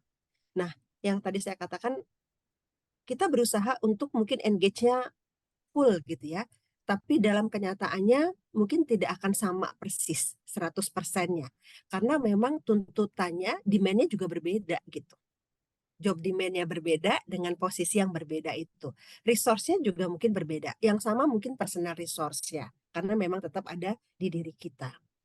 Nah, kemudian bagaimana menjaga keseimbangan job resource dan job demand? Ini tampaknya perlu komunikasi dengan lembaga menurut saya. Karena kalau kaitannya tadi dengan job itu sebetulnya masih bisa kita dalam tanda kutip intervensi sedikit lah ya gitu ya. Kalau job resource, misalnya antara lain job resource itu bisa kaitannya dengan social resource. Misalnya coworker support gitu ya, supervisor support. Nah, itu mungkin bisa kalau kita punya hubungan baik dengan atasan, kita punya hubungan baik dengan rekan kerja, itu bisa juga menjadi support system kita gitu.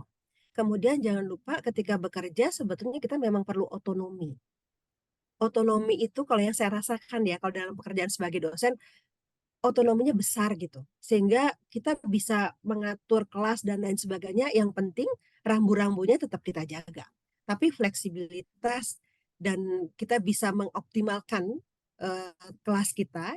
Yang penting capaian pembelajaran mata kuliahnya tetap tercapai gitu ya. Tapi bagaimana kita mengelola kelas itu sepenuhnya biasanya diserahkan pada dosen pengampu.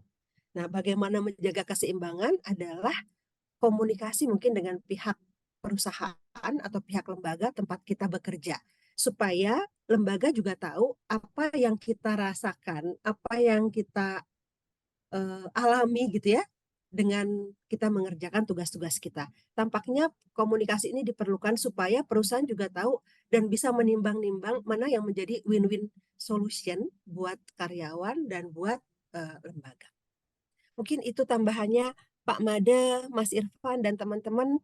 Terima kasih banyak untuk diskusinya. Saya mohon maaf terpaksa izin dulu dari Zoom ini. Mungkin nanti kita bisa ketemu di lain kesempatan. Baik.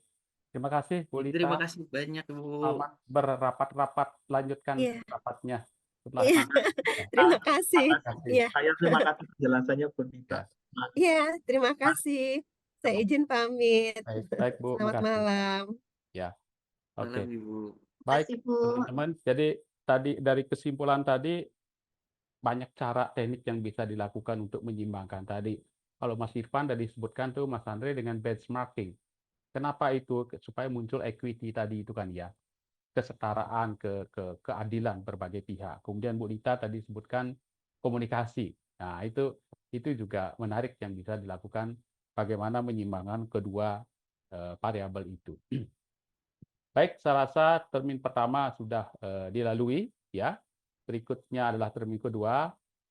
Mbak Jessica yang kedua, berarti yang pertama tadi dengan Mbak Indah, Mbak Feren yang ketiga berarti ya. Oke. Silakan Mbak Indah dulu deh. Terima kasih Pak Made atas waktunya. Terima kasih Kak Irfan, pemaparan PPT-nya, penelitiannya sangat menarik ya Kak Irfan. Pertanyaan saya itu ada di Pak Andre sebelumnya, karena saya dulu pernah bekerja di mana pekerjaan itu tidak sesuai dengan job description-nya Pak Made. Jadi kita cuman bidan, tapi kita juga harus sebagai ahli gizinya, mengatur makannya, sebagai juga untuk keuangan, administrasinya, itu sangat-sangat hektik ya Pak Made, apalagi kalau udah lagi nolong lahiran, terus nggak taunya ada lagi pasien yang datang, itu benar-benar repot aja pokoknya waktu bekerja. Menarik sekali ya Kak Irfan, saya jadi bingung mau menanya apa, soalnya pertanyaannya kayaknya udah lengkap banget dijawab sama Kak Irfan dengan Bu Rita tadi. Jadi saya mau nanyanya tuh bingung, kayaknya pertanyaan saya ini udah dijawab. Tapi bolehlah Kak Irfan ditambahkan ya. Pertanyaan saya, apa saja intervensi yang dapat diterapkan untuk mengurangi resiko burnout untuk memanfaatkan job resources itu? Terus, apakah ada jenis job resources tertentu yang lebih efektif dalam mengurangi stres akibat job demands? Itu, Kak Irfan. Terima kasih. Cara mengurangi apa, Bu? Mengurangi stres ya? Iya, Pak. Cara mengurangi stres akibat job demands. Oke. Terima kasih, Pak Made. Oke. Jadi pertanyaan pertama, kira-kira Mas Irfan barangkali bisa sharing di perusahaan di mana teman-teman intervensi yang bisa kita lakukan untuk mengurangi burnout. Karena kalau kebanyakan job demand-nya, job resource-nya rendah, berarti kan muncul burnout. Nah, itu kan intervensinya apa gitu kan ya. Yang kedua adalah cara mengurangi stres. Ini sama juga tadi dengan burnout tadi. Burnout kan berkepanjangan gitu ya. Akibat job demand tadi. Ini barangkali bisa satu kali jawaban barangkali bisa nanti. Oke, ini adalah dari Mbak Indah. Kemudian berikutnya adalah Mbak Jessica. Oke, terima kasih banyak Pak Made sudah diberikan kesempatan dan terima kasih juga Mas Irfan sudah dipaparkan dengan sangat jelas untuk topik mengenai work engagement dan lain-lainnya. Kebetulan karena saya ngambil PIO dan kerja di industri yang sama di HR, jadi relevan banget sama topik yang dibahas tadi. Nah, jadi saya ada pertanyaan Mas, mungkin kalau kondisinya kebetulan saya kerja di manufaktur juga, perusahaan manufaktur. Pasti sama-sama tahu kalau perusahaan manufaktur itu pasti banyak orang-orang yang udah lama kerjanya, banyak yang udah mau pensiun bahkan kan. Jadi mereka tuh ya betah-betah aja sebenarnya sama kerjaan. Nah, sebenarnya kan topik work engagement ini belum tentu semua manajemen tuh paham ya Mas ya. Mungkin mereka nggak melihat seberapa penting sih work engagement itu perlu karyawan miliki. Karena kan yang penting ya udah mereka nggak resign, mereka tetap kerja dan target tetap tercapai secara perusahaan. Intinya kan gitu ya kalau perusahaan. Nah, tapi kan kalau dari HR pengennya ya kita bisa promoting lebihnya, nggak cuman yang penting karyawan to stay, tapi kita juga bisa menumbuhkan bibit-bibit work engagement ini agar mereka juga engage, nggak cuman jadi reluctant stayers lah ya, yang sebenarnya mau nggak mau mereka stay padahal mungkin hatinya nggak di kantor gitu. Nah, pertanyaannya nih Mas Irfan, dengan kondisi seperti itu, sebenarnya seberapa penting sih kita dari sisi HR untuk bisa meyakinkan manajemen untuk bisa support juga, ini loh karyawan juga perlu punya rasa engage ke perusahaan. Itu sih intinya. Thank you Mas Irfan. Oke. Inti pertanyaan dari Mbak Jessica adalah seberapa penting HR itu meyakinkan manajemen bahwa variabel work engagement ini adalah variabel yang maha penting. Nah, kira-kira gitu kan ya. Oke, baik. Berikutnya adalah Mbak Feren. Silakan. Baik, selamat malam Pak Mandri. Terima kasih untuk kesempatannya. Terima kasih juga untuk Mas Irfan buat pemaparannya. Mungkin pertanyaan dari saya lebih ke terkait tadi kan background penelitian dari uh, Mas Irfan itu terkait penurunan kinerja yang diobserve di perusahaan ada sekian persen gitu ya Mas. Walaupun mungkin sekarang secara HR mungkin sudah lebih open minded terkait hal ini. Makanya mereka mungkin ada beberapa kebijakan mungkin ini versi yang lain dari pertanyaan Mbak Jessica tadi gitu ya. Kalau tadi kan Mbak Jessica lebih ke gimana kalau misalnya HR-nya justru yang manajemennya masih kurang and so on. Tapi mungkin ada beberapa juga yang sebenarnya secara HR-nya sudah lebih open minded, sudah melihat fakta bahwa ada penurunan kinerja dari perusahaan and so on, sehingga mulai ada nih kebijakannya dan bahkan mungkin pimpinannya juga sudah lebih mendukung gitu. Tapi mungkin based on pengalaman dan observasi pribadi saya juga nih, ada beberapa perusahaan yang mungkin sudah berupaya, sudah menerapkan kebijakan, sudah dibuat mungkin beberapa seperti event gathering, outing mungkin dan lain sebagainya, tapi tetap tidak efektif gitu. Bukannya muncul positive outcomes, tapi mungkin tidak ada perubahan gitu secara performa. Mungkin relasi satu sama lain juga tidak seperti yang nampak di outingnya atau event gatheringnya gitu ya. Mungkin secara event gathering terlihat fun and so on, tapi ketika kembali ke professional work tidak terjadi seperti yang diharapkan. Nah, kira-kira mungkin itu sebenarnya mungkin case by case gitu ya Mas Irfan. Tapi kalau boleh ditanggapi secara general, mungkin apakah ada tanggapan praktis atau mungkin ada apa sih yang sebenarnya membuat ini menjadi tidak efektif dan mungkin sedikit tips dari Mas Irfan gitu. Demikian pertanyaan dari saya. Terima kasih. Baik, terima kasih Mbak Feren. Kira-kira pertanyaan begini, berbagai teknik sudah dilakukan untuk meningkatkan engagement, tetapi kok nggak mempan gitu ya. Jadi udah semua vitamin dikasih, termasuk antibiotik yang dosis besar pun udah dikasih juga, tetapi kok nggak sehat-sehat gitu ya. Ada kira-kira apa yang bisa kita lakukan untuk hal itu? Itu kira-kira dari Mbak Feren ya. Silakan Mas Irfan. Aduh, ya oke, pertanyaannya sangat luar biasa Pak Made. Ini udah langsung menjurus ke praktis semua.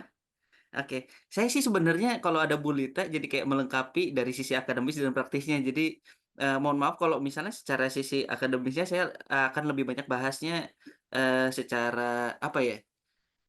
Lebih ada analoginya gitu, sehingga lebih mudah untuk dicerna. Oke, tadi yang pertama Mbak Indah ya, Ya. Mbak Indah Mailani. Sebagai bidan, pengalamannya luar biasa sekali ini, banyak berkahnya ini. Bidan, kemudian sebagai ahli gizi juga, pengatur pola makan, administrasi dikerjain sendiri. Beberapa kali juga kejadian tugas itu sekaligus di hari yang sama, di waktu yang sama. Kemudian terjadilah burnout. Itu yang dirasakan berarti. Dirasakan, ini kayaknya bukan burnout sih ya, kayaknya exhausting, lebih ke kelelahan.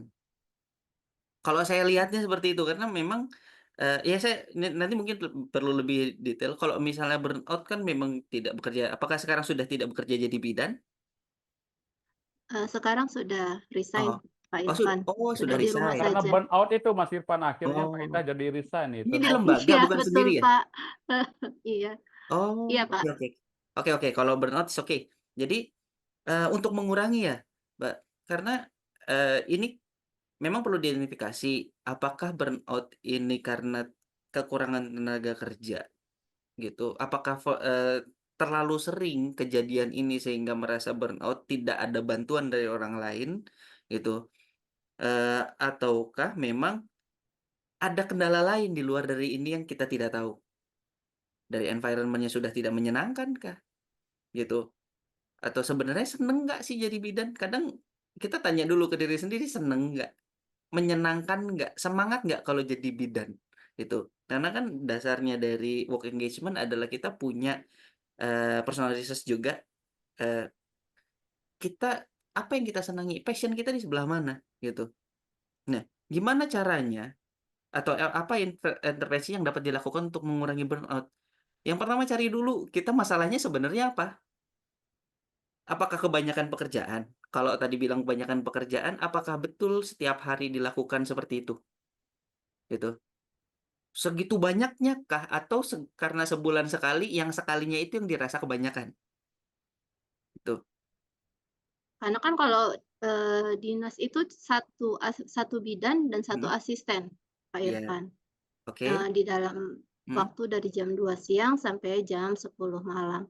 Nah, kalau misalkan lagi tidak ada yang melahirkan sih fine-fine aja tuh kita buat jadwal gizi untuk besok, kita sambil melayani pasien yang berobat, nggak masalah. Nah, masalahnya itu seringkali sambil nolongin lahiran, sambil ada pasien yang menunggu kita untuk berobat, nah itu tuh Pak Irfan yang hektik itu di situ. Sedangkan yang dinas cuma satu, kan nggak mungkin kan kita ngasih ke asisten bidan karena bukan jobs dia. Oke. Nah, ini udah mulai dalam lagi karena memang kondisinya nggak mungkin ada bidan tambahan di waktu yang sama gitu. Oke. Nah, intervensinya yang jelas kita kan sebenarnya tidak tahu karena melahirkan itu bisa jadi setiap hari, bisa jadi seminggu tidak ada sama sekali gitu. Nah, apakah dari sisi ini kan karena lembaga ya, apakah dari sisi lembaga tersebut atau rumah sakit, ini rumah sakit atau klinik gitu, sudah pernah ada upaya untuk dibicarakan bahwa ketika memang lagi itu bisa nggak ada kalau bahasa itu support ya, support dari bagian lain atau itu untuk membantu secara administratif yang bisa dilakukan mungkin secara umum gitu. Apakah sudah pernah ada? Karena intervensi itu tergantung dari masalahnya kan gitu. Nah, ini burnout keluar itu yang terjadi gitu. Gimana Mbak Indah? Gini Kak Irfan, sebenarnya itu dibicarakan, tetapi karena seperti tadi yang di perusahaannya Kak Irfan, perusahaan tidak mau mendengarkan keluhan dari si karyawan. Karena merasa yang punya klinik ini merasakan kan kalau kita ngobatin pasien kita dapat nih 10.000. Jadi semakin banyak kamu melayani klien, semakin banyak pasien, kan masuk ke kantong kamu juga 10.000. Jadi mereka lebih memilih kita yang sibuk, tenaga kesehatan yang sibuk, karena mereka merasa sudah menggaji kita dengan 10.000 itu, tetapi tidak memberikan apa ya, ya mungkin mereka merasakan sudah memberi gaji itu sudah puas, tapi kan di diri kitanya kita tidak sanggup. Sedangkan kita mau menolak pun tidak bisa Kak Irfan, karena memang udah tugasnya seperti itu, sudah disumpah melayani pasien yang datang tidak bisa menolak. Nah itu tuh Pak Irfan sulit mengatasinya. Oke, jadi nggak apa-apa. Ini sesi curhat jadi jawabannya. Oke. Ya. Tadi saya udah paham karena yang ini ketika angka sudah disebut berarti salah satu masalahnya adalah angka juga. Gitu. Salah satu masalahnya angka. Jadi job demand-nya terlalu tinggi, job resource-nya sangat rendah. Sehingga work engagement-nya rendah, kinerjanya rendah atau burnout, turnover intensinya tinggi. Itu dari sisi itunya. Intervensi yang dapat dilakukan kalau sudah memang penuh, karena memang kalau kita karyawan akan sulit kalau tidak bisa punya kekuatan untuk berdiskusi dengan manajemen. Itu. Kalau misalnya masih bisa, saran saya kalau masih bisa, itu memberikan benefit lebih di luar dari yang tadi. Gitu. Benefitnya apa? Bisa tambahan orang atau sekarang ada bahasa pemagangan kah atau apa untuk membantu administratif. Gitu. Karena mengurangi workload secara budget juga tidak tinggi. Tapi memang ini dilema lagi. Karena pemagangan itu belajar bukan bekerja. Itu akhirnya memang inilah yang terjadi di dunia perusahaan. Gitu. Oke. Terus cara mengurangi stresnya akibat job demand tinggi lebih ke personal sih. Lebih ke personal, Mbak. Ketika kitanya nggak bisa mengurangi stres itu dengan misal kadang ada yang senang untuk copingnya nonton, copingnya makan, lain-lain itu bisa. Atau copingnya kita mengerjakan belajar itu salah satu coping sebenarnya. Itu saya kalau udah mulai nggak ngerti, saya pasti cari buku, saya pasti cari sesuatu di jurnal atau apa untuk membantu saya. Tapi kalau masalahnya kurang orang, itu nggak bisa hanya dengan itu gitu. Nah, manajemen tadilah yang bisa memediasi atau ada orang ketiga dalam situ. Itu sih Pak Made untuk Mbak Indah. Baik, Mas Irfan dan Mbak Indah, kira-kira saya simpulkan jawabannya Mas Irfan atas apa namanya, isu yang diungkapkan oleh Mbak Indah, isunya tadi adalah burnout ya. Burnout itu kan posisinya adalah ketika job demand-nya tinggi, tetapi job resource-nya rendah. Itu ya, itu sudah nampak tadi itu. Mbak Indah, tadi banyak pekerjaan yang tidak sesuai dengan job desk-nya, gitu kan ya. Dikasih pekerjaan bermacam-macam rangkap jabatan kan sama Mas Andre.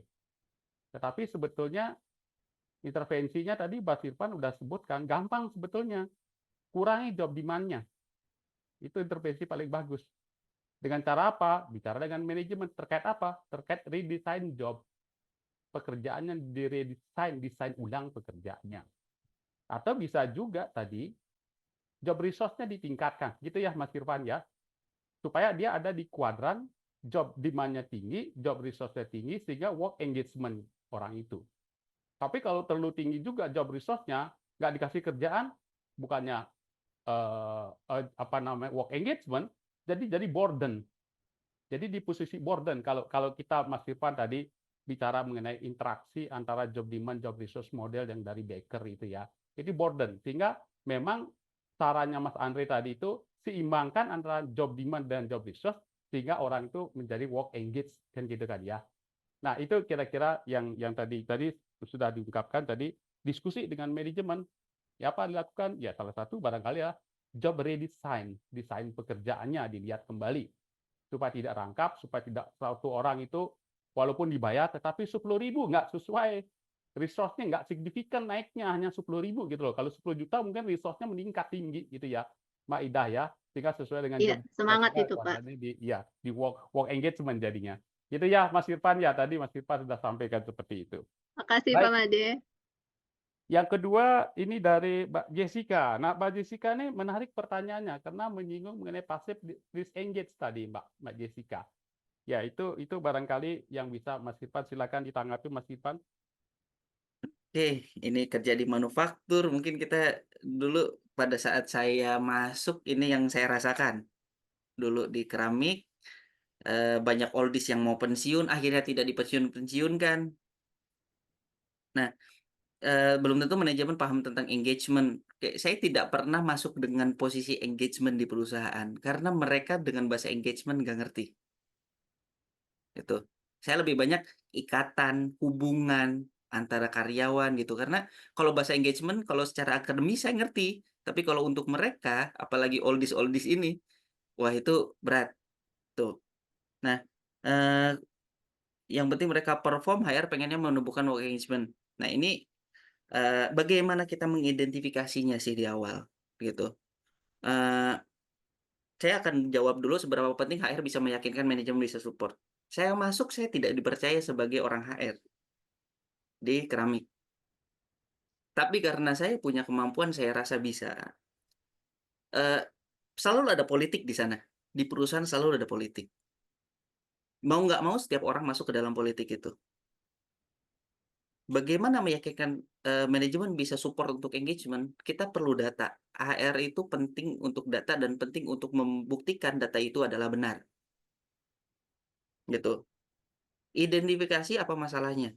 Buat kita dipercaya sebagai HR. Karena kalau bahasanya oldies, ini perusahaan pasti tradisional. Kemungkinan besar tradisional. Gitu. Kemungkinan besar tradisional dan orang-orangnya hanya mengerti personalia. HR itu hanya sebagai tukang jagal. Kalau bahasa kasarnya gitu ya, kita tukang potong orang. Gitu. Potong rezeki, potong apa itu yang mungkin dari dulu saya paling nggak suka, tapi akhirnya saya rubah mindset itu. Kita bukan tukang potong, tapi kita menyediakan orang dengan kompetensi yang luar biasa. Sehingga manajemen itu paham di posisi itu. Nah, standpoint kita yang di mana? Itu yang harus kita dipercaya. Kalau kita belum independen, belum punya standpoint itu, mau berapa kali pun Mbak ngomong, tim ngomong nggak akan didengar manajemen. Ini posisi pengalaman soalnya yang ditanyakan gitu. Nah, saya naik dari kepala bagian menjadi kepala subunit corporate. Saya bisa mengelola semua karena saya dipercaya. Nah, kepercayaan itu datang dari pengalaman saya mulai akhirnya dipercaya oleh direktur untuk mengurusi rekrutmen, dipercaya oleh CEO untuk mengurusi ini itu terkait dengan HRD. Akhirnya bisa meyakinkan HR itu berubah bukan dari personalia saja. Nah, mulai dari mana? Training, rekrutmen yang saya udah mulai independen, mereka akan memberikan dan percaya ketika saya rekrut orang hasilnya seperti apa.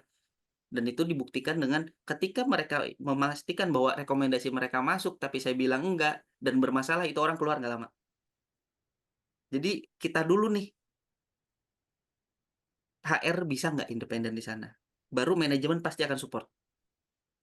Ada buktinya dulu nggak bahwa ketika kita melakukan ini, itu berhasil, gitu. Nah, perjalanan panjang Mbak Jessica, saya juga nggak cuman 2 hari 3 hari, itu tahunan, sehingga dipercaya seperti itu. Iya. Kalau mau menunjukkan work engagement nanti mulai dari sana, dipercaya dulu HR-nya, baru nanti masuk ranah, Pak, kita ini secara hubungan kerja, karyawan itu sudah mulai malas-malasan, karyawan itu administrasinya nggak bagus, administrasinya kurang bagus, ini datanya, kita mau bergerak nih. Nah, itu baru kasih solusi ke sana. Kalau enggak, mereka akan, ini kan produktivitasnya udah tinggi. Ini kan orangnya sudah lama. Orang lama belum tentu kompeten. Orang lama belum tentu bagus. Tapi kita bisa lihat apakah mereka bisa bareng bersama kita untuk menjadi lebih baik. Nah, itu yang saya banyak sharing dengan teman-teman, mau yang tua, mau yang muda, semuanya pasti itu.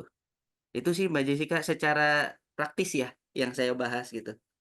Oke, ada tambahan mungkin? Iya, oke, baik. Terima kasih, Mas Irfan. Jadi tadi ada 2 kesimpulan. Pertama adalah database, jadi berbasis data.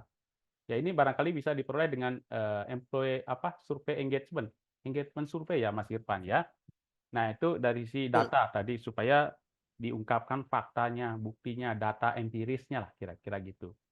Ya, barangkali tadi Mas Irfan sebutkan ini produktivitasnya nggak menurun, tetap ya justru dengan engagement dengan datanya produktivitas bisa lebih meningkat lagi gitu ya Mas Irfan ya. Ya. Terus yang kedua adalah independensinya orang HR. Ya. Jadi kalau kita pikir-pikir jadi HR itu jadi role model juga dong ya. Betul, Pak. Jadi role model juga kalau tadi Mas Irfan sebutkan. Kalau kita minta orang engage, ya kita mesti engage dulu. Ya, itu pertanyaan besar dan beban yang tantangan yang sangat luar biasa bagi orang HR barangkali kalau Mas Irfan tadi sebutkan dia ada 2 kesimpulan saya menyatakan tadi adalah basis data kemudian independensinya. Gitu ya Mbak Jessica?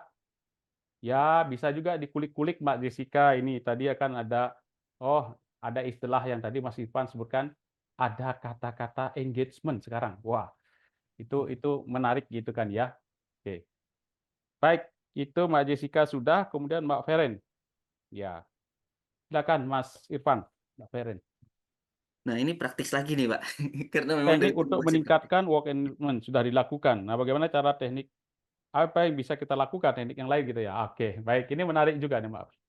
Ini sangat menarik, Pak. Karena ini di kuliah saya akhirnya dapat juga. Saya lakukan tapi bukan berbasis akademisi ya dulu karena MPC-nya belum selesai juga. Kemarin itu kuliahnya Bu Ros, kalau nggak salah tentang diagnostik perusahaan. Gitu. Seberapa banyak kita memberikan benefit, kalau kita tidak tahu masalahnya apa, itu tidak akan selesai. Itu dulu tuh.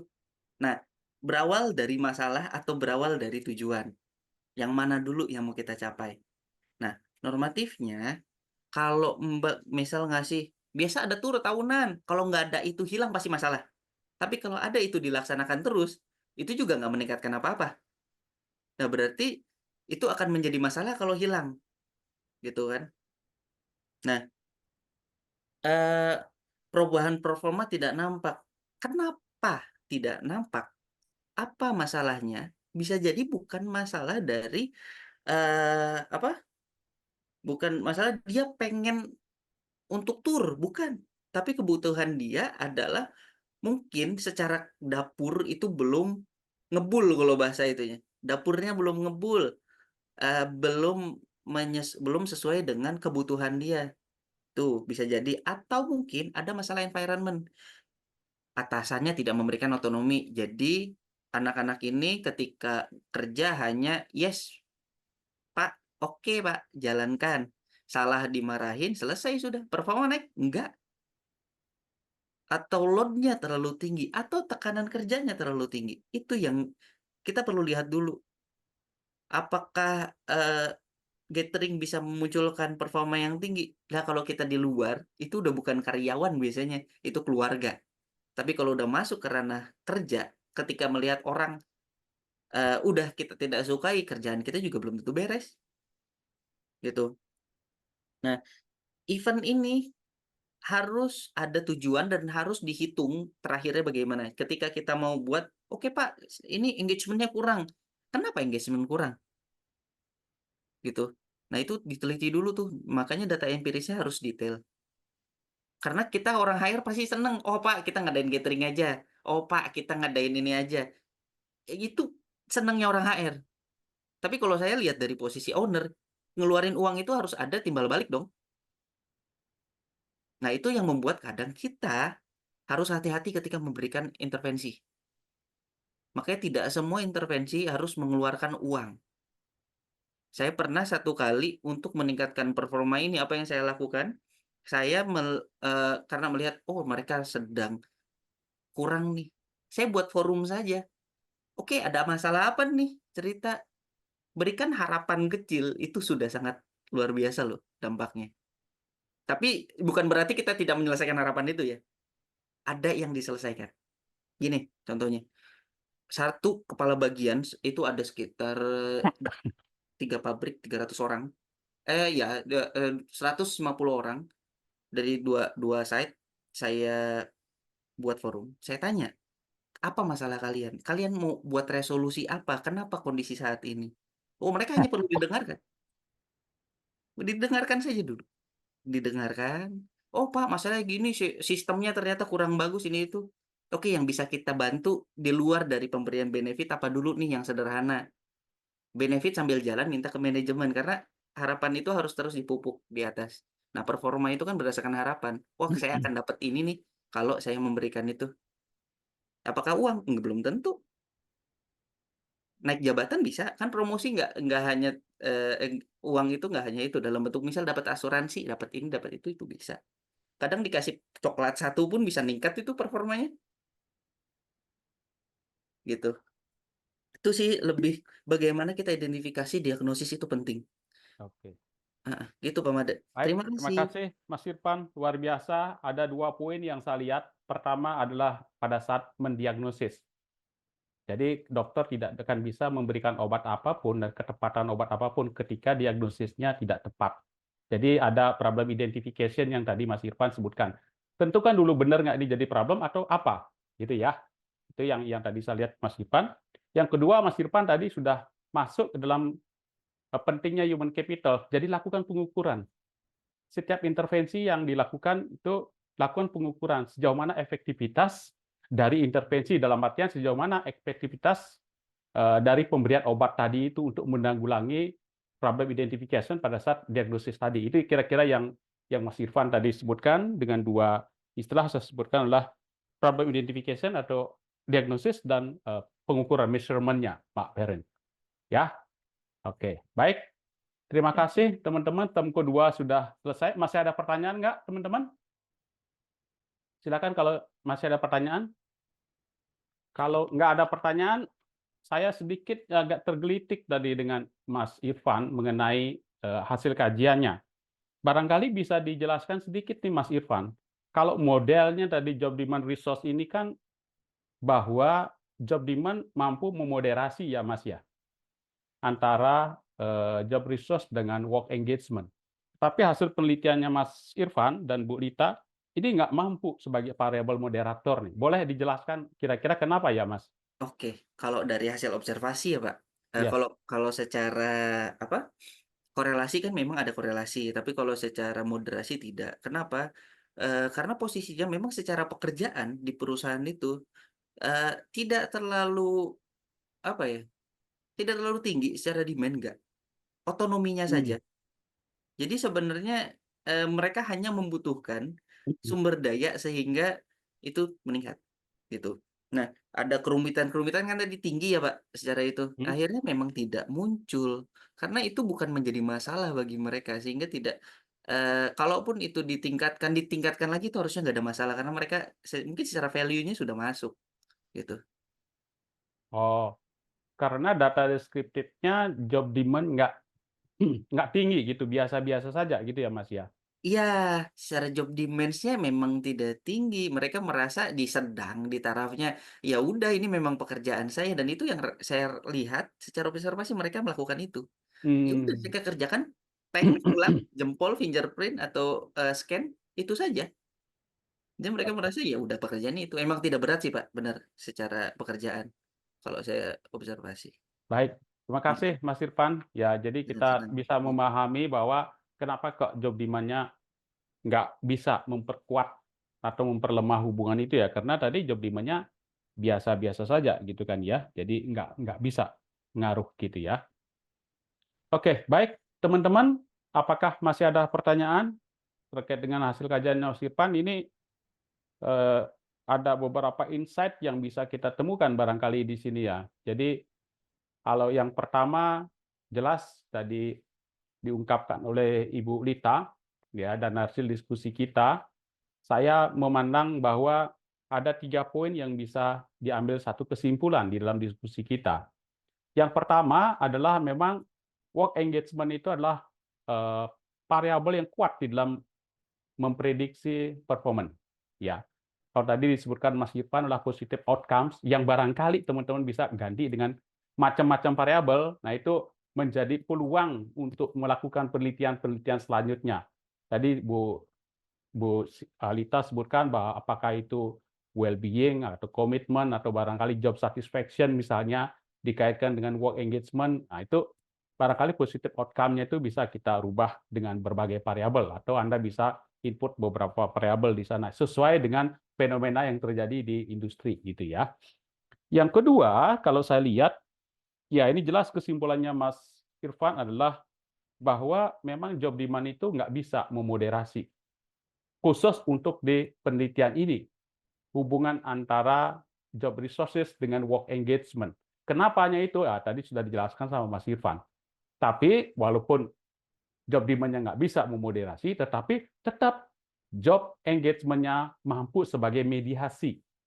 Jadi harus melalui work engagement dulu supaya performanya meningkat dari job resource-nya. Jadi dengan demikian, sangat penting implikasi penelitian ini bahwa di perusahaan Mas Irfan, work engagement itu sangat penting. Ini related dengan apa yang disampaikan oleh Mbak Jessica tadi. Nah, ternyata hasil temuannya adalah work engagement ini sangat berperan dalam meningkatkan kinerja.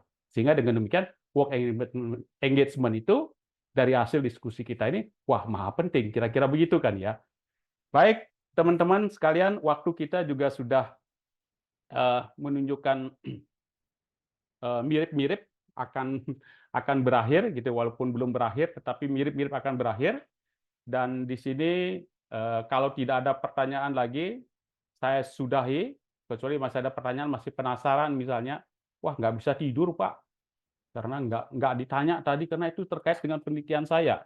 Kalau masih ada waktu nih, memang banyak pertanyaan yang memang harus diulik-ulik nih dari penelitiannya Mas Irfan dan Bu Lita ini, karena terkait dengan novelty-nya, terkait dengan kenapa nggak diteliti variabel CWB-nya, pada itu juga menjadi isu kan ya.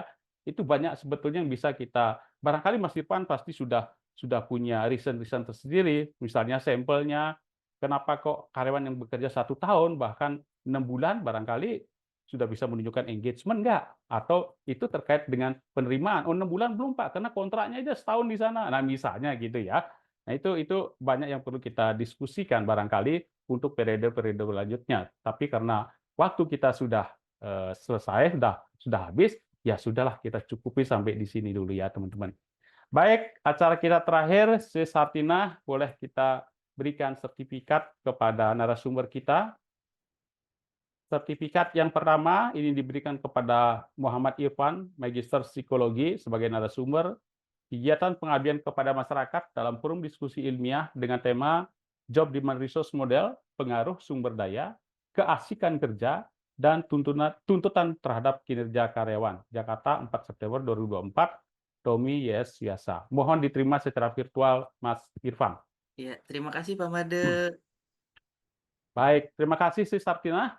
Berikutnya adalah juga sertifikat yang diberikan kepada Ibu Zamralita, Dr. Zamralita, MN Psikolog, sebagai narasumber forum diskusi ilmiah Job Demand Resource Model, pengaruh sumber daya, keasikan kerja, dan tuntutan terhadap kinerja karyawan. Jakarta, 4 September 2024. Tommy Suyasa, psikolog. Nah, ini Bu Lita karena tidak hadir, nanti diselesaikan secara adat saja di luar layar nanti si Sartina ya. Baik, si Sartina, terima kasih banyak. Ya, teman-teman, terima kasih banyak. Sebagaimana saya ungkapkan di awal, tidak ada foto bersama lagi, karena si Sartina sudah diam-diam tadi, ceklek, gitu kan ya. Jadi itu yang kita gunakan sebagai presensi untuk forum diskusi ilmiah yang ketiga. Selanjutnya, kita akan tetap berforum diskusi dengan topik dan teknik yang barangkali berbeda hasil-hasil kajian penelitian teman-teman kakak-kakak kelas kita yang sudah terlebih dahulu melakukan penelitian. Terima kasih banyak teman-teman. Selamat malam dan selamat beristirahat. Terima Terima kasih kasih Pak Pak Made, Made. terima kasih Kak Pak Made. Irfan. Terima kasih Pak Made, Terima kasih Kak Terima Irfan. kasih, Pak. Terima Terima Terima kasih. kasih Bapak Mas kasih. Irfan. Irfan. Saya izin ending Lift meetingnya ya ya. Pak. Terima kasih ya. 1, 2, 3.